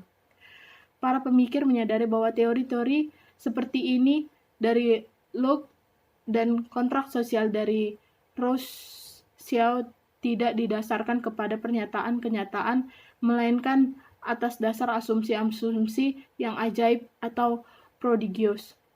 Dalam pidatonya pada tanggal 1-3 April 1975, Menteri Kehakiman menyatakan bahwa perbincangan sejarah hukum tidak hanya memerlukan bahan-bahan tentang perkembangan masa kini saja, akan tetapi juga memerlukan perkembangan hukum pada masa lampau. A. Pengertian sejarah hukum. Sejarah hukum adalah salah satu bidang studi hukum yang mempelajari perkembangan dan asal-usul sistem hukum dalam suatu masyarakat tertentu dan membandingkan antara hukum yang berbeda karena dibatasi oleh perbedaan waktu. Apabila dikatakan bahwa sistem hukum itu tumbuh, maka yang diartikan adalah hubungan yang terus-menerus antara sistem yang sekarang dengan yang lalu. Untuk dapat mengetahui sejarah hukum dapat dimulai dari pertanyaan-pertanyaan, yaitu faktor apa sajakah yang mempengaruhi terbentuknya suatu lembaga hukum tertentu dan bagaimanakah jalan prosesnya itu. Faktor apakah dominan yang mempengaruhi dalam proses pembentukan suatu lembaga hukum tertentu dan apa sebabnya. Bagaimanakah interaksi antara pengaruh-pengaruh yang datang dari luar dengan kekuatan perkembangan dalam masyarakat sendiri. Bagaimanakah jalannya proses adaptasi terhadap lembaga-lembaga yang diambil di sistem hukum masing-masing. Apakah suatu lembaga hukum tertentu selalu menjalankan fungsi yang sama? Apakah terjadi perubahan fungsi? Dan apakah yang menyebabkannya? Faktor-faktor apakah yang menyebabkan hapusnya atau tidak digunakan dari lagi suatu lembaga hukum tertentu? Dari pertanyaan-pertanyaan di atas dapat kita ketahui bahwa pula di antara sejarah hukum dan perbandingan hukum terdapat hukum yang cukup erat. Peranan dan fungsi sejarah hukum. Dalam peranan sejarah hukum dan juga berusaha mengenali dan memahami secara sistematis dalam proses-proses terbentuknya hukum. Faktor-faktor yang mempengaruhi, menyebabkan, dan sebagainya memberikan tambahan pengetahuan yang harga untuk memahami fenomena hukum dalam masyarakat. Di samping itu, sejarah hukum juga mempunyai kegunaan, yaitu 1. Sejarah hukum dapat memberikan pandangan yang luas bagi kalangan hukum. 2. Hukum sebagai kaidah merupakan patokan perilakuan atau sikap tindakan sepantasnya. 3. Sejarah hukum sangat penting untuk mengadakan penafsiran secara historikal terhadap peraturan-peraturan tertentu. Yang keempat, untuk penelitian sejarah hukum juga berguna, terutama untuk mengungkap kebenaran dalam kaitannya dengan masa lampau dan masa kini. 5. Sejarah hukum dapat mengungkapkan fungsi dan efektivitas lembaga-lembaga hukum tertentu. Artinya pada situasi-situasi semacam apakah suatu lembaga hukum benar-benar dapat berfungsi atau malahan tidak berfungsi sama sekali. Bab 33. Perbandingan hukum. A. Pendahuluan. 1. Perbandingan hukum adalah ilmu pengetahuan yang usai relatif mudah dari sejarahnya kita ketahui bahwa perbandingan hukum sejak dahulu dipergunakan orang tetapi baru saja insidental. Perbandingan hukum baru berkembang secara nyata pada akhir abad ke-20. Dengan demikian jelaslah bahwa tujuan perbandingan hukum tidak semata-mata untuk mengetahui perbedaan dan persamaannya saja, tetapi jauh dari itu ialah untuk mengetahui sebab-sebab dari dan faktor-faktor yang mempengaruhi persamaan dan perbedaan tersebut. 3. Perbandingan hukum mempunyai peranan penting di bidang hukum secara nasional maupun internasional. 4. Perbandingan hukum juga mempunyai fungsi penting dalam rangka penyempurnaan, pembinaan, dan pembentukan hukum nasional. 5. Dengan mendalami ilmu pengetahuan perbandingan hukum, kita dapat mengetahui hukum secara lebih luas atau lebih mendapatkan pandangan jauh ke muka, sehingga lewat perbandingan hukum akan terbentuk legal practice atau ahli-ahli perencana hukum yang semakin dirasakan kebutuhannya. 6. Dan last but not least, bahwa ternyata perbandingan hukum mempunyai arti yang penting sekali di dalam praktik lain, antara lain sebagai metode perbandingan. Perbandingan hukum dipergunakan untuk memecahkan perselisihan yang bersifat nasional maupun internasional, seperti masalah hukum antara golongan, perselisihan antara warga negara yang menyangkut hukum nasional dan hukum asing. Para penegak hukum seperti polisi, hakim, dan pengacara dalam menunaikan tugasnya memerlukan peranan perbandingan hukum, karena diketahui bahwa perbandingan hukum skopnya luas dan meliputi seluruh bidang hukum, maka ilmu perbandingan hukum diwajibkan dalam kurikulum semua fakultas hukum. B. Pengertian perbandingan hukum. Perbandingan hukum sebagai metode penelitian. Pada hakikatnya perbandingan hukum adalah suatu metode penelitian yang bukan hanya suatu ilmu dengan membangunkan metode perbandingan hukum yang satu dengan hukum yang lain. Sebagai metode penelitian, perbandingan hukum dapat dipergunakan semua bidang hukum, seperti hukum privat, hukum publik, hukum tata negara, dan hukum sebagainya. Bahkan dapat juga dipergunakan di bidang ekonomi, eksakia, dan teknik. Perbandingan hukum dipakai di segala bidang hukum untuk memperluas pengetahuan kita tentang hukum. Perbandingan hukum sebagai ilmu pengetahuan. Kalau perbandingan hukum sebagai metode perbandingan, dalam penelitiannya hanya sampai pada penemuan perbedaan dan persamaan saja. Maka perbandingan hukum sebagai ilmu pengetahuan melangkah lebih jauh. Di samping meneliti adanya persamaan dan perbedaan, perbandingan hukum menyelidiki sebab-sebab dan latar belakang dan persamaan serta perbedaan tersebut. C. Tujuan daripada perbandingan hukum. Kenyataan menunjukkan bahwa setiap negara mempunyai kebudayaan dan hukumnya sendiri yang berbeda-beda dengan hukum dan kebudayaan negara lain. Misalnya hukum Anglo-Saxon berbeda dengan hukum kontinental, berbeda pula dengan hukum-hukum negara sosialis. Bahkan hukum menurut BW yang berlaku di Indonesia berbeda dengan hukum adat kita. D. Fungsi daripada perbandingan hukum. 1. Fungsi teoritis daripada perbandingan hukum. Fungsi perbandingan hukum dalam perkembangan ilmu hukum termasuk dalam fungsi teoritis ini. Perbandingan hukum mempunyai peran yang sangat penting dalam era pembangunan hukum yang akan datang. 2. Fungsi praktis daripada perbandingan hukum. Di samping manfaatnya bagi teori atau pengembangan ilmu hukum, perbandingan hukum juga dapat bermanfaat di dalam praktik hukum, khususnya dalam applied research dan pembentukan hukum baru. 3. Hukum perbandingan hukum dalam pembinaan hukum. Di bidang pembinaan hukum, peranan perbandingan hukum tidak boleh diabaikan. Perbandingan hukum yang diterapkan bersamaan dengan pengembangan filsafat hukum, sosiologi hukum, dan sejarah hukum. Apabila ini juga terjadi dilatar belakangi oleh pengetahuan di bidang ekonomi, psikologi. E. Manfaat daripada perbandingan hukum. Bahwa kita melakukan perbandingan hukum tentu karena manfaatnya. Apabila tidak ada manfaatnya, buat apa kita mengadakan perbandingan hukum, dan apakah sebenarnya manfaat perbandingan hukum itu? Yang pertama ialah manfaat ilmiah. Dengan membanding-bandingkan hukum, kita dapat menemukan adanya unsur persamaan dan unsur perbedaan antara sistem-sistem atau lembaga-lembaga yang kita bandingkan. 2. Manfaat praktis. Manfaat praktis ini antara lain adalah sebagai penunjang dalam usaha membentuk hukum nasional dan sebagai faktor penting bagi usaha unifikasi hukum. Perbandingan hukum juga penting dalam rangka usaha menumbuhkan saling pengertian yang lebih mendalam mengenai hukum kita sendiri. Perbandingan hukum juga penting dalam rangka pelaksanaan HPT. 3. Perbandingan hukum juga bermanfaat bagi unifikasi hukum. 4. Perbandingan hukum juga bermanfaat usaha bagi menumbuhkan saling pengertian suatu bangsa. 5. Perbandingan hukum bermanfaat bagi usaha memperoleh pengertian yang lebih mendalam mengenai hukum kita sendiri.